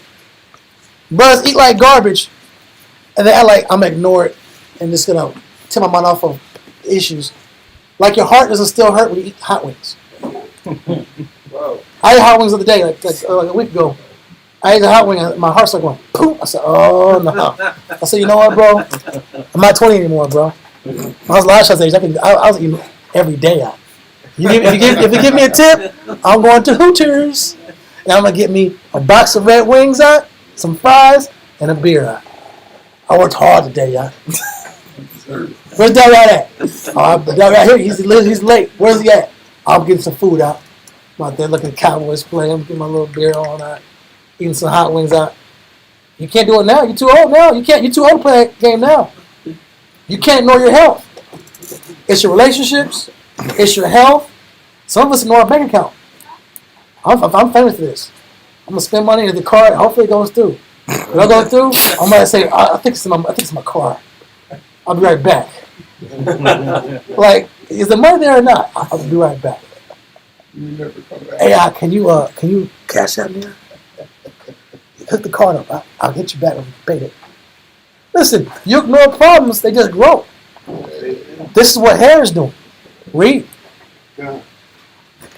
These disorders increased greatly, and the king's absence abroad had afforded a fit opportunity for that increase. But as soon as Herod was returned and had made the forementioned speech to the multitude, Pheroras and Salome let fall words immediately, as if he were in great danger. Oh my God. And as if the young men openly threatened that they would not spare him any longer. He came home and the bad news, bro. The bad news and the suspicions is growing. Listen, these boys about to cut your throat. Don't you sleep on that boy. Don't sleep on that boy. Alexander, that boy got it in for you. He gonna cut you. Listen, bro, that's where he's coming home to. Issues are getting bigger and bigger and bigger. Right? I'm tired. Now you got chest pains. What's the next step? I don't know how much money in my account. You look up, I'm broke as hell. I don't know how to get down the street. What's the next step? Me and my rib are having a breakdown in marriage. I'm going to ignore it. I'm not going to counsel and teach. What's the next step? Listen. But when you got years in, it's not easy to cut your loss. You got years. You got years in the game. It's hard. It's easy to say cut your loss when it ain't yours. It ain't my rib. Could you cut it off? I cut it, brother. It's wicked. Easy to say when you ain't put in 10 years. Let's keep reading. But revenge, their mother. Let me read it again. Pheroras and Salome let fall words immediately, as if he were in great danger, and as if the young men openly threatened that they would not spare him any longer, but revenge their mother's death upon him. They also added another circumstance, that their hopes were fixed on Archelaus, the king of Cappadocia. That's another story. So now, where we're at right now? We're in chapter what? Chapter 3? Line 75. Okay, let's go to chapter 4. Chapter 4, number 1. Chapter 4, paragraph 1. Right. So we're getting the story. Story's building up. I got a whole bunch of scriptures here too, but we gotta get the history. All right. Antiquity of the Jews, book 16, chapter 4, paragraph 1. And now, what happened during, it says, Antipaters. Antipaters. Yeah. Absence augmented the honor to which he had been promoted, and his apparent eminence above his brethren. For he had made a great figure in Rome, because Herod had sent recommendations of him to all his friends there. Only he was grieved that he was not at home. Stop right there. I did make one mistake.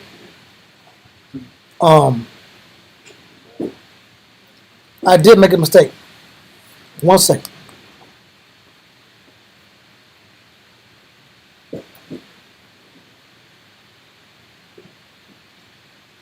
I'm gonna read it right here. I'm gonna read it myself so we can catch up. You want to get point 3?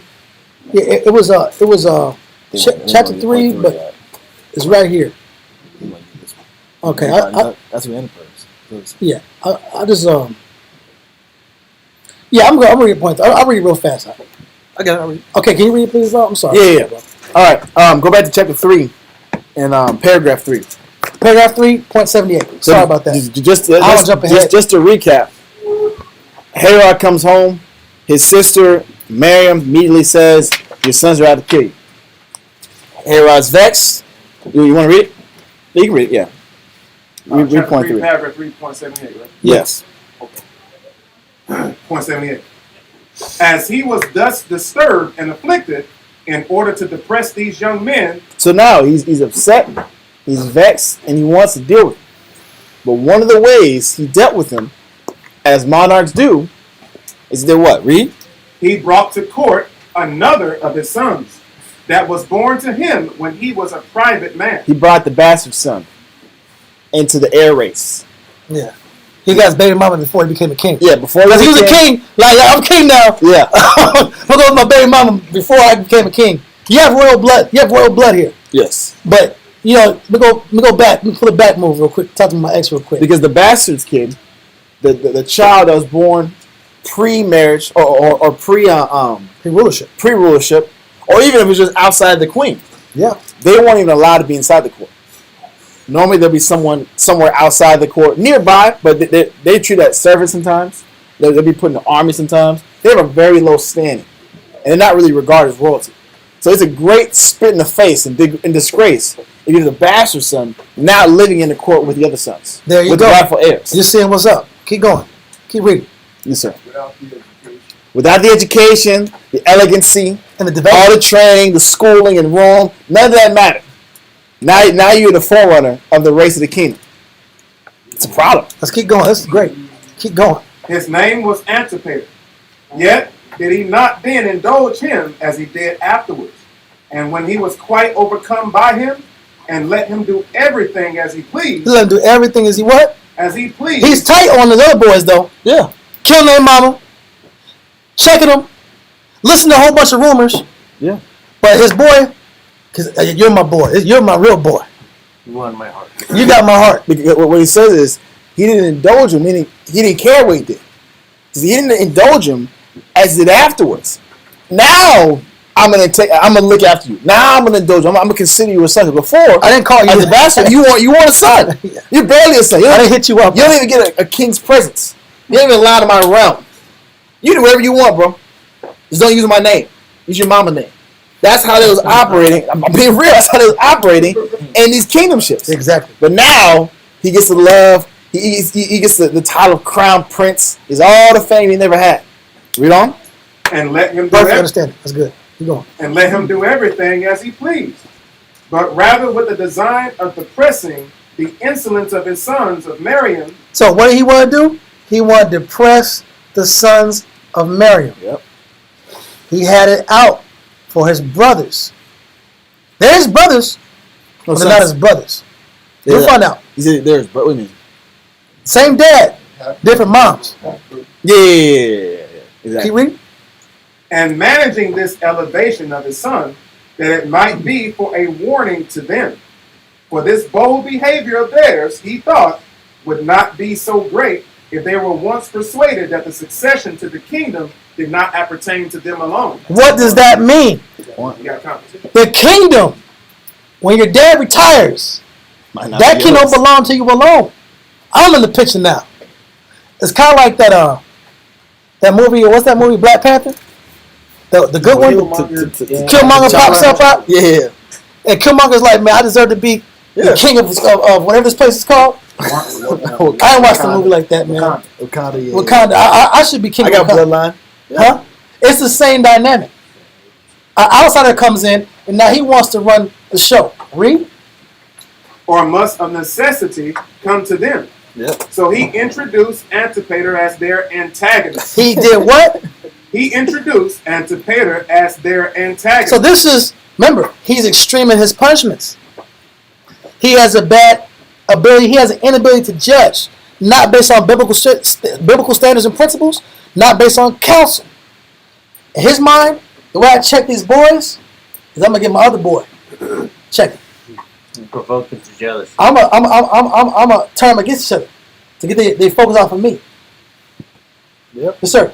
But what he's missing is checking the woman because she's the one starting all of that. Yeah. She's his sister. He Is the hasn't one. figured it out. He didn't figure that out. It's an 8-story chapter breakdown. We on number 3. Okay. I'm trying to get to 8. All right, I'm trying to get there. No, you're doing it perfect. You're doing it perfect. You're doing it perfect. I'm curious too, right? Let's keep going. So he introduced Antipater as their antagonist, and imagined that he made a good provision for discouraging their pride, and that after this was done to the young men, there might be a proper season for expecting these to be of a better disposition. But the event proved otherwise than he intended. It wasn't he intended. You know how sometimes we try to solve a problem and make it worse? Yeah. A lot of us try to make problems. We're not getting no counsel. We ain't getting counsel. We're not biblically based. We're not rational. We're making judgments. And we think this square peg is going to go through this round hole. I'm going to force this square peg through this round hole. And all we do is make things worse. Read. For the young men thought he did them a very great injury.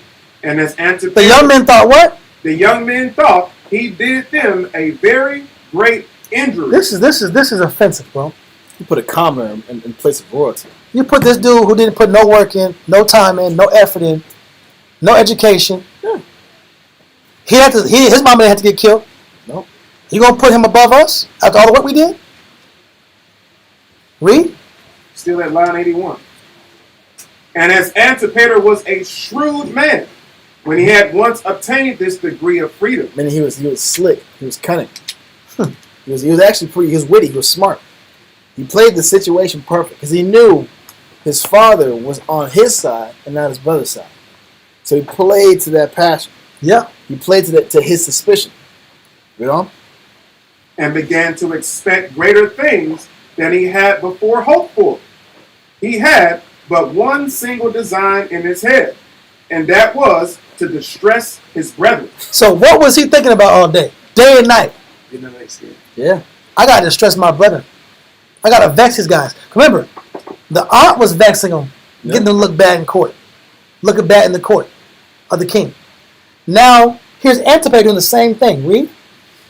And not at all to yield to them the preeminence, but to keep close to his father, who was already alienated from them by the Colmenes. So the father was alienated, completely disconnected from them. He couldn't feel anything for him. He couldn't feel love for him because of all the lies that were being spread and the rumors that were being spread. The slander that was being spread. Read. By the Colmenes, he had heard about them, and ready to be brought upon in any way his zeal against them should advise him to pursue. So he has zeal against his sons. Zeal. Passionate negative against his own children. Read. That he might be continually more and more severe against them. That he might be what? Continually more what? Severe against them. Like Joe Jackson. Keeping the pressure on him. Keep the pressure on him. Keep performing. Keep whooping them. Keep breaking them. Keep challenging them. Keep doing setups. Keep giving them challengers. Because I got to make sure I keep them in check. They trying to take me out, man. They trying to get me out, man. Read. Line 82. Accordingly, all the reports that were spread abroad came from him. But where do the reports come from? Came from him. A lot of those deviant, negative reports came from Antipater. Read. While he avoided himself the suspicion. So he's throwing rocks, but he's hiding his hands. It's an old term. Throwing rocks behind your hands. You're setting fires and act like you're stealing people's stuff and they help them look for it. That kind of personality. Read. While he avoided himself the suspicion, as if those discoveries proceeded from him. But he rather chose to make use of those persons for his assistance that were unsuspected, and such as might be believed to speak truth by reason of the good will they bore to the king. And indeed, there were already not a few who cultivated a friendship with Antipater. So he's winning people and winning friends. He's an outsider, and now people like him. He's being political. Yep, it's politicking. Phony guy. Politicking. Yep. Winning the crowd. He's down there. Oh, he's a good guy, man. I like this dude. Country, he's sane. He's spreading rumors. He's mature. Spreading lies. Got his brother looking crazy. His dad's like, I love him. I love this guy. I love him. Got his brother looking bad. Read. In hopes of gaining somewhat by him. And these were the men who most of all persuaded Herod, because they appeared to speak thus out of their goodwill to him. And while these joint accusations, which from various foundations... Joint accusations. Accusations! If you know the meaning. Your boy, what's his name? R. Kelly says lies, but Rick Ross says accusations. If you ever see the little clips, he goes, accusations. It's stupid. But it's joint it's accusations and lies from the auntie and now this outside son. Read. And while these joint accusations, which from various foundations supported one another's veracity, the young men themselves afforded further occasions to Antipater also. So they were giving him opportunities to hit him up with more rumors and more lies because they were reacting to everything. Remember, these are young men that are inexperienced in politics, unexperienced in affairs, unexperienced in being an adult, the adult world. Read? They're acting like little kids. They're acting like ninth graders. Read? Line 84. Let's keep going. For they were observed to shed tears often. So they're what? This ain't the king, bro. These dudes, I don't want these dudes to be my king. They're a bunch of crybabies. They're always reacting. They're always flipping out. And they plot like daddy. I don't want these dudes to be in power. These rumors are set up strategically to keep them from being on the throne. Read. On account of the injury that was offered them, and had their mother in their mouth. They still haven't got over the trauma they experienced by their mother being. Remember, and guess what? The father didn't solve the problem, make it better. Disconnected and callous. Mentally disconnected. Read. And among their friends, they ventured to reproach their father as not acting justly by them. Now, isn't that natural? Aren't you going to complain to your homies, bro? People your age? Yeah. You're going to complain to somebody. You're going to hold it all in. It's impossible. From what they were experiencing, living with ops, living with people that took your mom out, your brother out of nowhere comes out of nowhere. He's against you spreading rumors. You're too immature to deal with. You're emotional and young. You're crying in front of people in public. When you came home, you were a celebrity. Everybody loved you. Now people question you. Their life is going up and down, bro. Read. As not acting justly by them, all which things were with an evil intention reserved in memory by Antipater against a proper opportunity. So Antipater is playing them like a chess game now. Read. And when they were told to Herod, with aggravations, increased the disorder so much that it brought a great tumult into the family. It brought a great what? Tumult into the family. So when Herod heard it, it was like Pac when he came out with that crazy song about Biggie. He's yelling, he's screaming, he's furious. That intensity and veracity of spirit stimulates people. So now it's not just a rumor, but it's a rumor spoken with a lot of intensity. And the disorder we're about to find out is about to be a shifting of status. There's going to be a shift. Remember, he's still a commoner. Technically, Antipater is still a commoner. He's nobody. He's nobody. He's a bastard's kid. But the move Herod makes next was what speared or spurned this further dilapidation relation. Yeah. Read on. Line 85. For, while the king was very angry at imputations that were laid upon the sons of Miriam, and was desirous to humble them, he still increased the honor that he had bestowed on Antipater. So what did he do? Increase the honor. Increase the honor. There's a shifting now. There's a changing of the guard. This outside now is starting to become above his sons. He's the crown prince, bro. The crown prince is out. That's a problem. Read. A problem. He still increased the honor that he had bestowed unto Antipater, and was at last so overcome by his persuasions that he brought his mother to court also. That's even worse. Read on. He brought a commoner in the court. Keep reading. This is crazy. Read on. He also wrote frequently to Caesar in favor of him. Now, guess what? He wrote to the triple OG. Yeah, bro. Who's above Agrippa? Caesar. Yeah. He's the Don. He runs everything, bro. Agrippa's just a underboss. He's the boss. This is his boss's boss. Yeah. He's the emperor. King Agrippa was over what part of the country? Caesarea. That's all I know. I'm not the master of geography. But he was a higher authority than Herod. Herod just ruled. He ruled the province. Yeah, he ruled the province. Agrippa ruled probably the whole state. Yeah, he ruled every country. Exactly. And the emperor ruled the entire kingdom. There you go. Exactly. Listen, he's telling Caesar, "Hey, check out my son Antipater. Sneak the liar, the guy who's in here lying. He doesn't know, but check him out. Check out what I got over here. Read." He also wrote frequently to Caesar in favor of him, and more earnestly recommended him to his care particularly. And when Agrippa was returned to Rome, after he had finished his 10 years' government in Asia, Herod sailed from Judea. And when he met with him, he had none with him but Antipater. Where are your boys that's supposed to be the young crowns? Not the enemy. Hey, we finna go meet Caesar, man. I'm gonna take you with the big boys. Yeah. But you're leaving the ones that deserve it in the court.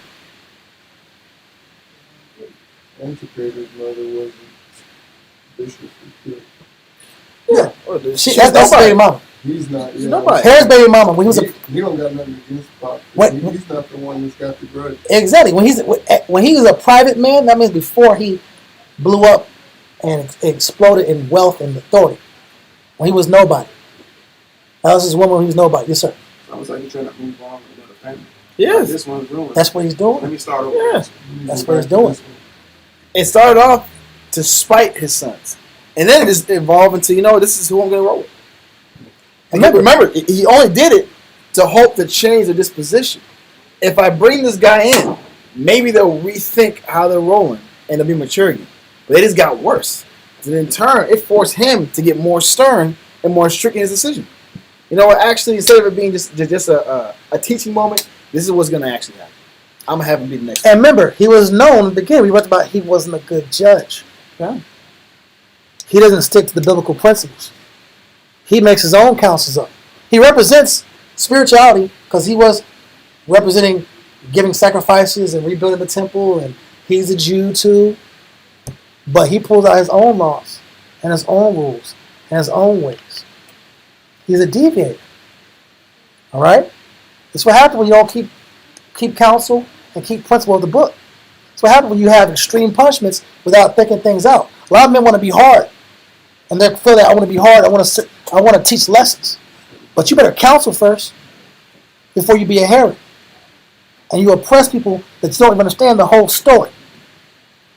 Scripture says, hear first, then what? Then rebuke. Christ said what? As I hear, I what? I judge. They show patience in judgment. Right?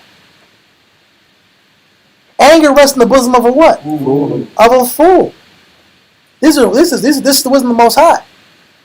But Herod's not going for the Most High's wisdom. He's going off his passions. His passions is his authority. So what's wrong with Herod? His passions are his judgment. What's wrong with men? Their passions are their judgment. But men don't know the whole story sometimes. And little they know, they're at their jobs, top man. They're getting degrees at the job. Hey, you know what? We'll give you this plaque. Good job. You're doing a good job. You're a head mechanic. We're gonna promote you. Thank you. I've been putting the work in. But at home, everything in the house is falling apart because you're not mentally connected to the what's going on with the affairs of the house. Yes, sir. What it seems to me is that Herod, he lost track of reality as far as like. Speak up, because people on the camera gotta hear you. Okay, He lost track of reality. When he sinned, When he sinned by killing the mother and the kids, he didn't know how to come back after that sin. That sin eventually caught up with him. And he didn't, when it caught up with him, he didn't know how to react to it. Because he never even told the kids, hey, I didn't really kill your mom. He didn't even lie. He didn't say anything. He never addressed the problem. It's unusual. Because if you want your kids in there, you're going to either lie or you're going to give a hell of an explanation. He didn't address the issues and the problems. But he's making sure everybody's houses is built up. He's making sure other people's countries are developed. He's getting a lot of money and wealth. He's blessing everybody. He's building these big towers. His mind. He's trying to hide the sin that he created by killing. He's compensating. Yeah. A lot of men compensate. They got big arms, but they don't know how to read. I'm not saying nothing wrong with getting them strong. You gotta know how to read too. You gotta read words too. You can't just read words and you can't pick up, you can't lift 20 pounds. You can't do that either. There has to be balance, right? So this is an imbalanced man. Let's keep reading. And when he met with him, he had none with him but Antipater, whom he delivered to Agrippa, that he might take him along with him, together with many presents, that so he might become Caesar's friend, insomuch that things already looked as if he had all his father's favor, and that the young men were already entirely rejected from any hopes of the kingdom. So he set up his son with the plug. He gave his son the plug. Other boys like, listen, we're already rejected from being kings. We don't really have a future. We don't have a future because our outside brother, Antipater is in authority. He met Caesar before us. Is that clear? So now we're on chapter 4. All right? So let's look at chapter 4, verse point 1. Point 1. Antiquity of the Jews, book 16, chapter 4, paragraph 1. And now, what happened during Antipater's absence augmented the honor to which he had been promoted, and his apparent eminence above his brethren. For he had made a great figure in Rome. So he went to Rome and did well. He won everybody. He's a politician. He got respect in Rome. Read. Because Herod has sent recommendations of him to all his friends there. Read on. Only he was grieved that he was not at home, nor had proper opportunities of perpetually calumniating his brethren. So what was the only thing that was bothering Antipater?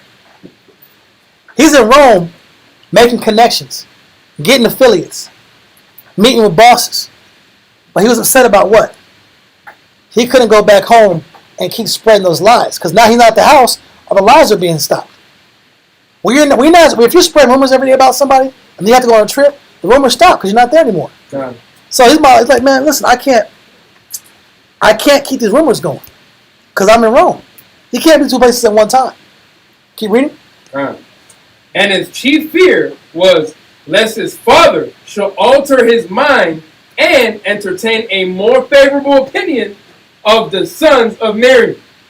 And as he had this in his mind, he did not desist from his purpose, but continually sent for Rome any such stories as he hoped might grieve and irritate his father against his brethren. So what did he do while he was in Rome? Continually sent He for kept Rome. writing lies, bro. He kept spreading false stories. He kept sending lies and fake stories about his brothers to Jerusalem. Yes, sir. Because they know people will pick up on it. If he's gone for a while and the rumors start to change, they're gonna be like, "Oh, he's the problem. He's the problem. He's bugging. He's tripping." What if the auntie doesn't realize? Well, she would, but this dude take it on his own. In his mind, he's not focused on us. He's focused on him getting the throne. He made it his personal business to break down his brothers. Yes, the auntie's the one that was the example of it, but he intensified it. Read on. Line 89. And as he had this in his mind, he did not desist from his purpose, but continually sent from Rome any such stories as he hoped might grieve and irritate his father against his brethren, under pretense, indeed, of a deep concern for his preservation. He was operating under the pretense. What does pretense mean? Fake. Fake. It's a false. Let's look at the word. It's a false projection. Look at the word real quick. It means a fake projection to be phony. Pretend. Pretend is pretense. Huh? Pretense? Yeah, go ahead. Yeah, pretense. 1828, Webster's Dictionary. A holding out or offering to others something false or feigned. Then it says, a presenting to others either in words or actions, a false or hypocritical appearance. So he's giving a fake appearance. It's acting. It's called dissembling in the scriptures. He's dissembling. All right? Pretense. Being fake. All right? So he's faking to his dad. He cares about his dad. When you hear about the story, he's just trying to kill his dad too. But, that's not a whole other set of, it would take forever to get there. All right? Keep reading. All right. It says, but in truth, such as his malicious mind dictated, in order to purchase a greater hope of the succession. So he's pretending, Dad, I love you, I care about you. These guys are really, they got it out for you. But I care about you. He's trying to secure that what? The greater hope of succession. That throne. He's trying to get his dad's throne. He wants his daddy's throne out. So he's trying to poison his father's vision against his brothers. And he's pretending like he's shocked that all these stories are coming out. But he's the one spreading the stories. Read. Which yet was already great in itself. Line 90. And thus he did till he had excited such a degree of anger in Herod. He excited a degree of anger in who? In Herod. So Herod's angry also. Now he's angry. Read. That he was already become very ill disposed towards the young men. Mm-hmm. But still, while he was delayed to exercise so violent a disgust against them, and that he might not either be too remiss or too rash, and so offend, he thought it best to sail to Rome. Listen, he wanted to kill his boys. But he said, I can't do anything too extreme because he has bosses. Agrippa's his boss. Caesar's his boss. Mm-hmm. He can't just be killing his boys in his temple like it's all good. So I'm going to go to Rome. Let's see what he does. Read. He says, he thought it best to sail to Rome and there accuse his sons before Caesar. So what he do? Accuse his sons before Caesar. He took his sons to court, bro. The dad took his own boys to court in front of Caesar. Now, that's the issue. If they lose the case, what happens if you lose the case in that time period? They die. That's what happens. When you lose in court in the old days, you get tortured or you get put to death. or you get all your property taken. You don't just go to court and that's it. You're going to the highest court in the land. You're going in front of Caesar. Yeah, Supreme Court today. The Supreme Court today. Yes, sir.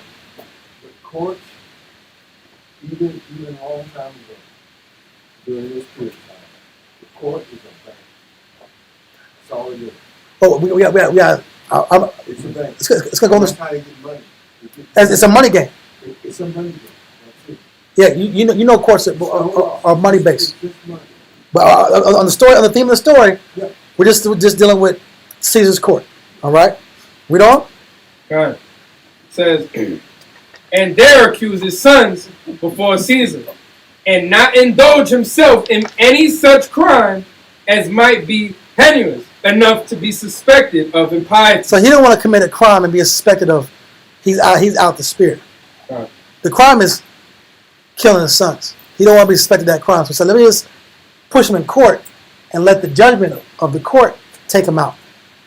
I don't want to get my hands dirty. That's where he's at. All right? Let's read a little faster. God. Line 91. Uh-huh. But as he was going up to Rome, it happened that he made such haste as to meet with Caesar at the city Archelaus. Uh-huh. So when he came to the speech of Caesar, he asked for a time to hearing this great cause, wherein he thought himself very miserable. So he's talking to Caesar. Hey, man, I'm going through it, bro. I got hell in my house, man. My house is crazy right now. These boys of mine. Read. And presented his sons there, and accused them of their mad actions. He accused them of what? Mad actions. Insane actions. Read. And of their attempts against him. They're trying to kill me. Read. 992. That they were enemies to him, and by all means they were able, did their endeavors to show their hatred to their own father. Read on. And would take away his life. They want to do what? Take away his life. So what's he saying? He's telling he didn't bring his sons to meet Caesar. He brought Antipater to meet Caesar. But now when he sees his boys, when his boys finally meet Caesar, he meets them in court, being told what? Hey, this guy's trying. These boys trying to kill me. Read on. Shalom. Read on. And so obtain his kingdom. And they want to kill me for what reason? To obtain his kingdom. But who was trying to obtain his kingdom? Antipater and who else? His sister. His sister has a son. Salome. I forgot how her name is. Salome. Right? Read? Salami. I don't call it salami, bro. You might as well be. Read? After the most barbarous manner, that he had power from Caesar to dispose of it, not by necessity, but by choice, to him who shall exercise the greatest piety towards him. So he's already trying to rub up with Caesar and tell Caesar, man, listen, man, these guys are trying to kill me. They want me murdered. They want me dead. I can't sleep at night. I'm hearing all these rumors, and I know it's true. Read. Line 93. While these, my sons, are not so desirous of ruling as they are upon a disappointment thereof, to expose their own life. If so, be they may but deprive their father of his life. So they're willing to get themselves, they're willing to risk their life to kill their daddy. Read. So wild and polluted is their mind by time become out of their hatred to him, that whereas he had a long time borne this his misfortune, he was now compelled to lay it before Caesar and to pollute his ears with such language. Listen, do you think Caesar wants to sit here and have a people's court and kill somebody's kids, bro? Of one of his lieutenants? This is like a waste of Caesar's time, bro. Plus, it's kind of like embarrassing. This is pretty sad. This is a sad story going on. You got the daddy taking his kids to court off of rumors that he hasn't proven. Read on. Line 94. While he himself wants to know what severity they have ever suffered from him, or what hardships he had ever laid upon them to make them complain of him. Yeah, why would they even complain about me? Why would they complain and be mad at me? Maybe because you set the order to get their mama taken out. Or as they killed their mom, you never dealt with it. Or you sent them away and never solved the problem. Or you heard all these rumors and you didn't get to the bottom of the rumors. Or maybe you got their brother, who's an outsider, put them in the court above and put them above them in the court, and took the opportunity to have a kingdom away. An illegitimate son. An illegitimate son over them, because you're trying to punish them, because you think you're going to teach them a lesson, because you got bad judgment. No. Read on. It says, and how they can think it just that he should not be Lord of that kingdom which he in a long time and with great danger had gained, and not allow him to keep it and dispose of it to him who should deserve best. And this with other advantages he proposes as a reward for the piety of such a one as will hereafter imitate the care he have taken of it. So we go to 98. Go to 98. Skip to 98. Line 98. Uh-huh. And what was the greatest favor of all, when their crimes were so very bad, and he had authority to punish them, yet had he not made use of it against them, but had brought them before Caesar, their common benefactor, and had not used the severity which either as a father who had been impiously abused, all right, read a little faster, bro. or as a king who had been assaulted treacherously, he might have done, but made them stand upon the level with them in judgment. So now, we get what's going on. He's a jerk. Let's get to number 100, line 100. Line 100. It says, these were the accusations which Herod laid with great vehemency against his sons before Caesar. So his son, he ended up rehearsing and parroting all the rumors and the stories that he had been hearing to Caesar. Can you read? Now the young men, both while he was speaking and chiefly at his concluding, wept and were in confusion. So the dad is the prosecutor and is prosecuting and telling all these stories and these rumors against his sons, and the boys don't know how to react to it. Read. Now, as to themselves, they knew in their own conscience they were innocent. I know I have not been plotting and scheming and doing and setting up death plots and trying to take the throne of my father's kingdom. Read. But because they were accused by their father. But because they were accused by who? Their father. He had more authority than them. Read on. They were sensible, as the truth was, that it was hard for them to make their apology. It's hard to say, I'm not doing it, when your dad's the one saying you're doing it. Right. He has more authority. He has more power. And it's closer to him. It's very much so, like the story in the Apocrypha, about what? Those two wicked judges? Oh, yes. The story of Susanna? Yeah. They're like, listen, if you telling us, we're going to tell people that you had a young man here and that you were committing adultery, we're going to have you put to death. This is when a person of authority or a judge is abusing his power, right? Same instance here, same dynamic here. Herod is abusing his power, going to Caesar to get his sons taken out. Read.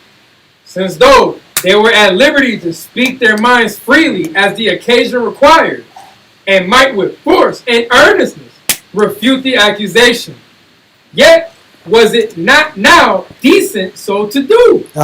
There was therefore a difficulty how they should be able to speak, and tears, and at length a deep groan followed, while they were afraid that if they said nothing, they should seem to be in this difficulty from a consciousness of guilt. What's that mean? If we don't say anything to refute the lies or the story being told, we're going to look what? Guilty. I'm going to look like I did it. I'm going to look like we've been plotting. If we don't speak up for ourselves, we're going to be put to death today. I have to defend myself. We all? Nor had they any defense ready by reason of their youth. They didn't have any defense because they were too what? Inexperienced. They were too inexperienced. The whole time, the young men were too inexperienced to debate with their auntie, to go to war with their brother Antipater, who was older than them. God. Read. And the disorder they were under. Yet was not Caesar unapprised when he looked upon them in the confusion they were in, that they delayed to make their defense did not arise from any consciousness of great enormities, but from their unskillfulness and modesty. It wasn't because they were some devious, plotting kind of guys. They were just too young to know how to use their words to defend themselves in court. God. That's hard to do. Read on. They were also commiserated by those that were there in particular, and they moved their father's affection in earnest till he had much ado to conceal them.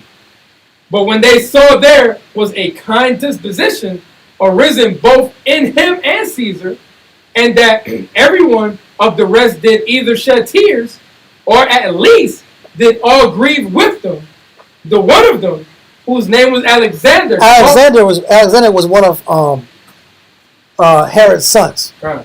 He started to speak. He started to speak because people were starting to feel bad for him because they're crying. They don't know how to react. So there's emotion in the courtroom. Yeah. Read. Called to his father and attempted to answer his accusations. Accusations. Right. Read. And said, O father, the benevolence thou hast shown to us is evident, even in this very judicial procedure. Look how pure his speech is. Right. Look how under pressure he's still positive and pure.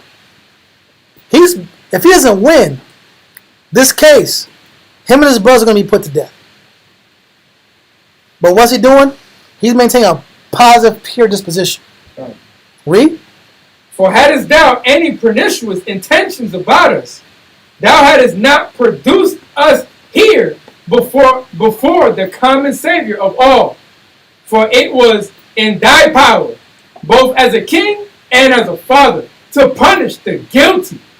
But by thus bringing us to Rome and making Caesar himself a witness to what is done, thou intimidatest that thou intendest to save us. So he's saying, what he's saying is that we think that you brought us to Rome because you're trying to save us from being put to death.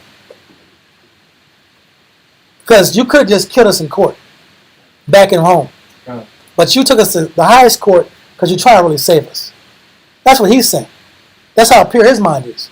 Read on.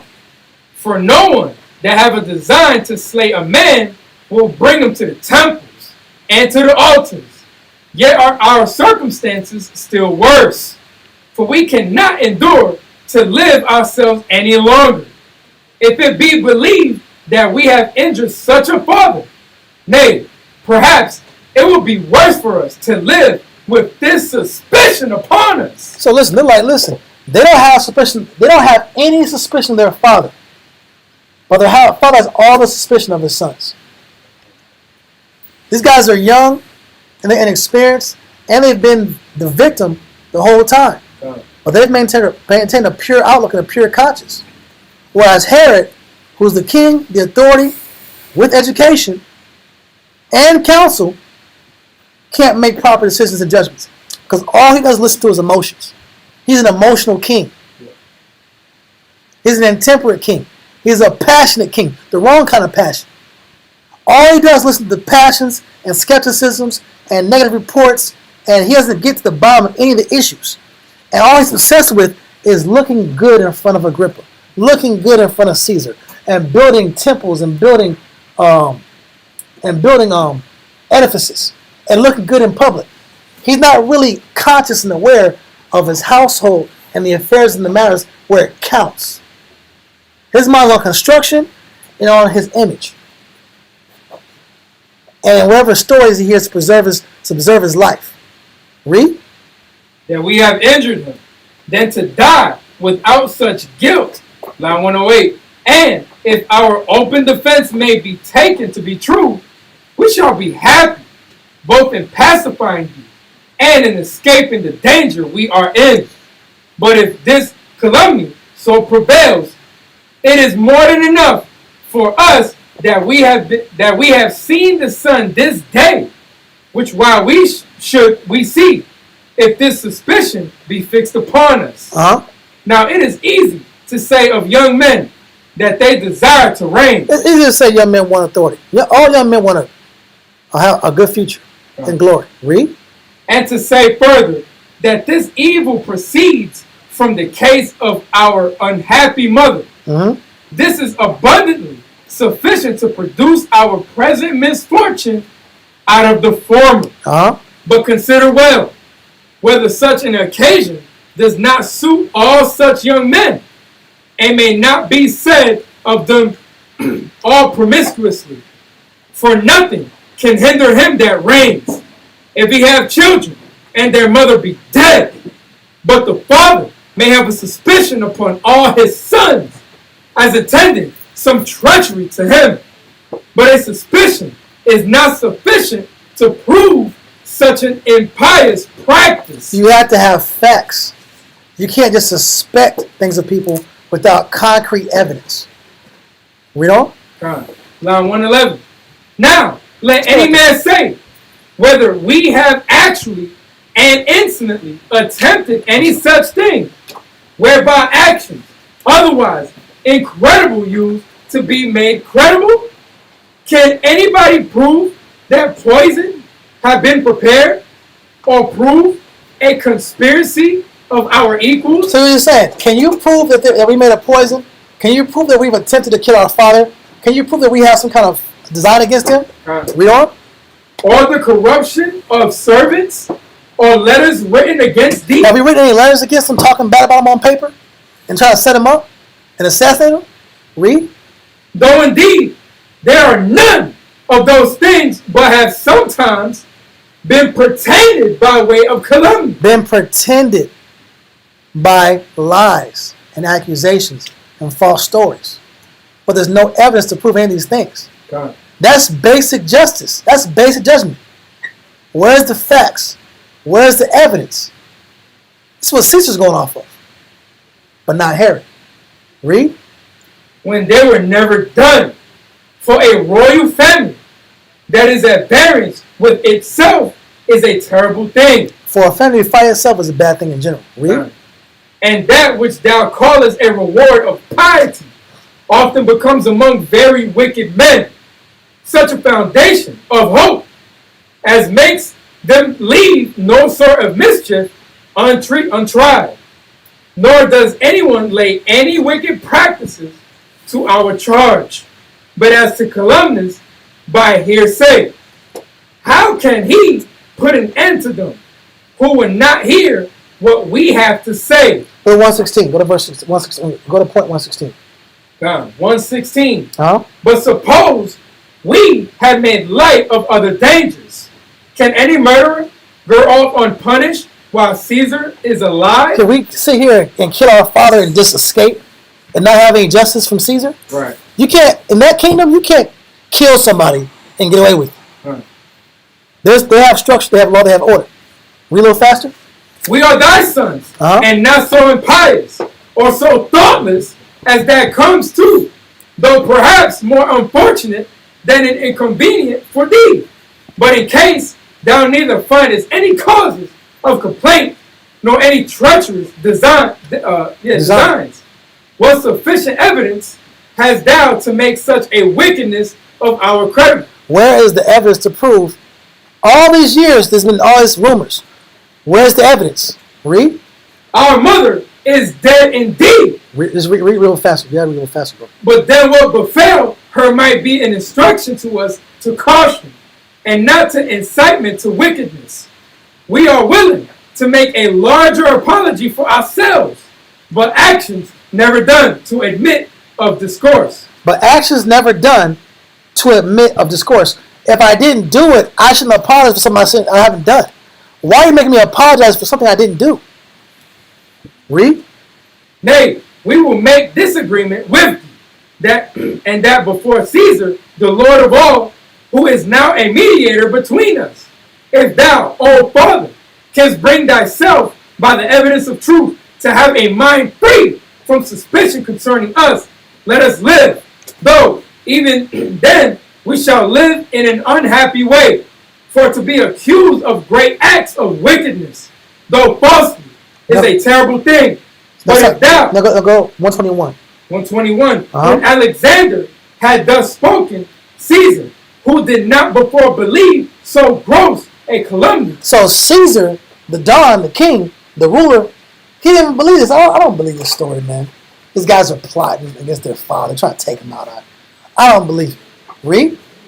Was still more moved by it, and looked instantly upon Herod. He looked at Herod. He looked at his boy. What's up with you, man? Look what your boys are going through. Read.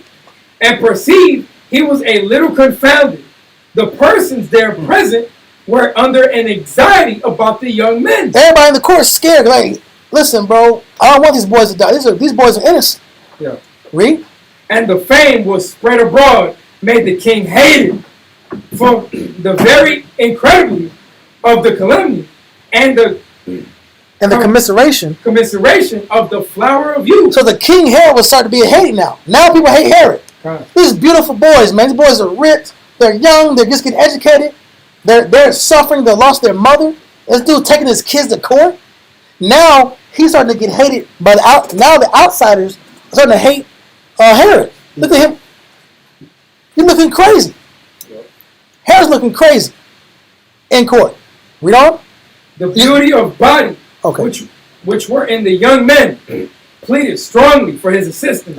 And the more so on this account that Alexander had made their defense with dexterity and prudence. So he made a good speech to save his life and his brother's life. Read. Nay, they did not themselves any longer continue in their former countenances. So they stopped crying and started looking stronger and more healed. Read. Which had been bedewed with tears and cast downwards to the ground. But now there arose in them hope of the best. Now the mood of the courtroom changed. From we're going to be put to death and sadness and tragedy to, hey, man, we're going to win. We're going to win this case. Read.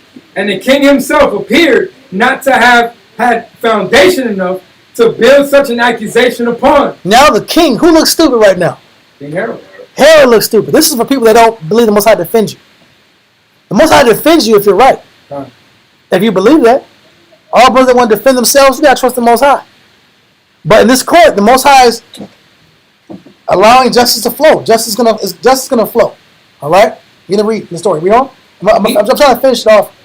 I got a lot more to go, but we got to cut it off pretty soon. You on? He having no real evidence wherewith to convict them. Indeed, he wanted some apology for making the accusation. But Caesar, after some delay, said that although the young men were thoroughly innocent of that for which they calumniated, the slander against the real, yet had they been so far to blame that they had not demeaned themselves toward their father so as to prevent that suspicion which was spread abroad concerning them. He also exhorted Herod to lay all such suspicions aside. He said, do what? He said, Herod, to lay all such suspicions aside. Man, can you stop with this, man? Read on. And to be reconciled to his sons, for that it was not just to give any credit such reports concerning his own children, and that this repentance on both sides might heal those breaches that had happened between them, and might improve that their goodwill to one another, whereby those on both sides, excusing the rashness of their suspicions. Switch. Come. Excusing the rashness of their suspicions, might resolve to bear a greater degree of affection towards each other than they had before. After Caesar had given them this admonition, he beckoned to the young men. When, therefore, they were disposed to fall down to make intercession to their father, he took them up and embraced them as they were in tears, and took each of them distinctly in his arms, till not one of those that were present, whether free man or slave, but was deeply affected with what they saw. So guess what? The whole courtroom was about to cry. Everybody was moved. Everybody was moved by the situation, bro. The family got brought back together. He almost got put to death. The families come back together. It's a beautiful thing to see. Read on. Then did they return thanks to Caesar and went away together. So, because Herod wouldn't do justice, he made another man's job to do what? Yes. To do justice. What does the scripture say? Only do justice and do what? Do judgment. There supposed to be good judges out. Good judges of men, good judges of character. They're supposed to have fair justice and not extreme policies and unfair policies without counsel. You lose your household like that. You lose your family like that. You lose respect in the public arena like that. You lose your respect as a leader like that. Read on. And with them went Antipater. And with them went who? Went Antipater. Antipater, right? I call it Antipater. Antipater, either one. Right? Antipater, with the hypocritical pretense that he rejoiced at this reconciliation. So who was pretending like he was happy to see the family back together? Antipater. Antipater. The outside dude had been spreading rumors from the very beginning. That's foul. All right? There's a lot more. It's like really an 8-chapter situation. I'm trying to skip chapter 7. We're not going to get to that, obviously. But the point we're getting to is, what are some of the things we saw wrong with Herod as a character in the Bible? His judgment was screwed against his family. He didn't use proper judgment, and he went about choosing the assumptions rather than investigation. Okay. What else? He was brushing the big problems under the rug. He didn't want to put his focus and his attention on the problem to resolve it. He'd rather just brush it under the rug because he wanted to still be comfortable. He wanted to be in his comfort. You know what I'm saying? He didn't want nothing. He didn't want to deal with the reality. He didn't want to deal with the loss. He didn't want to put the work into be a good judge. Like my wife, he didn't want to sit back here and put the work into resolve the problem. He just wanted to just brush it under the rug and just keep pushing. Well, okay. Well, who else?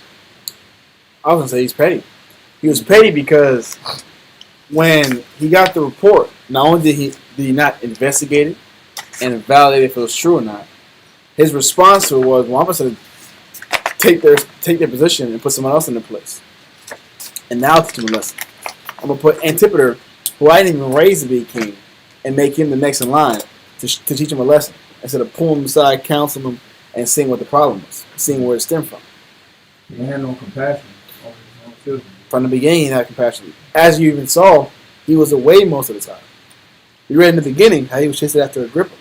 These aren't no quick 2-day trips. You're going by sail, you're going by ship. He's following the Agrippa. He's healing whole cities, towns. How long do you think it takes to rebuild a city? How many times is he doing that?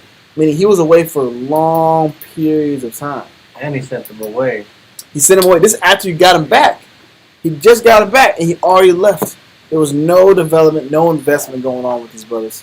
So when he comes back and all he hears is bad reports, he doesn't have a strong relationship with them to even believe that they wouldn't think this way.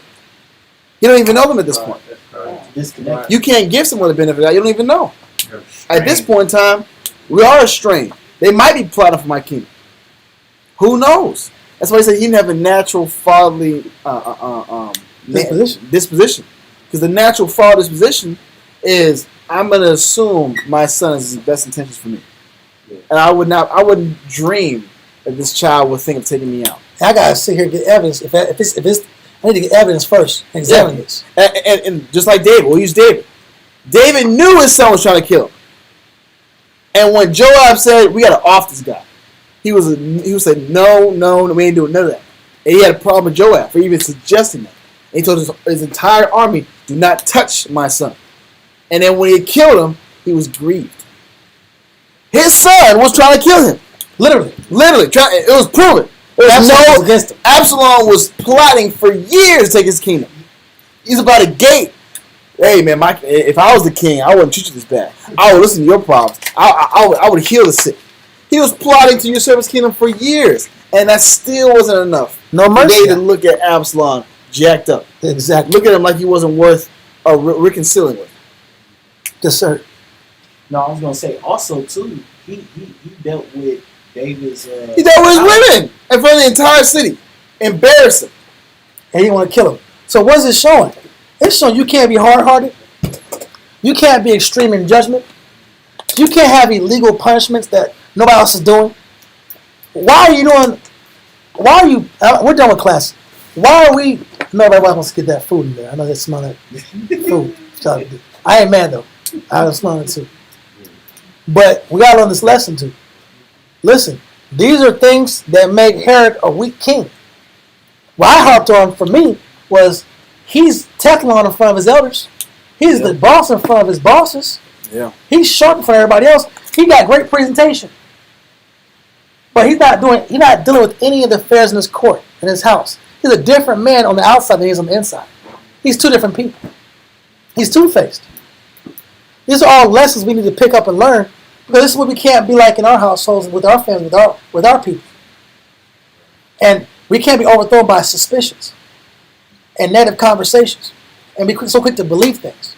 Yes, sir. It also showed that see the worst in people. If you don't display good judgment within your house, it's going to expose the work that you try to cover up or try to put on the outside. Yeah. And it's going to expose from the inside of your house to the outside of your house. Yeah. On what type of judgment that you have. Exactly. So listen, much love and appreciation, y'all. I know it was kind of long, like a lot of reading, but these things are important to understand. And we got more coming actually. But we do appreciate y'all very much. Thank you very much. Shabbat shalom. We'll see you tomorrow. Shabbat shalom. All right.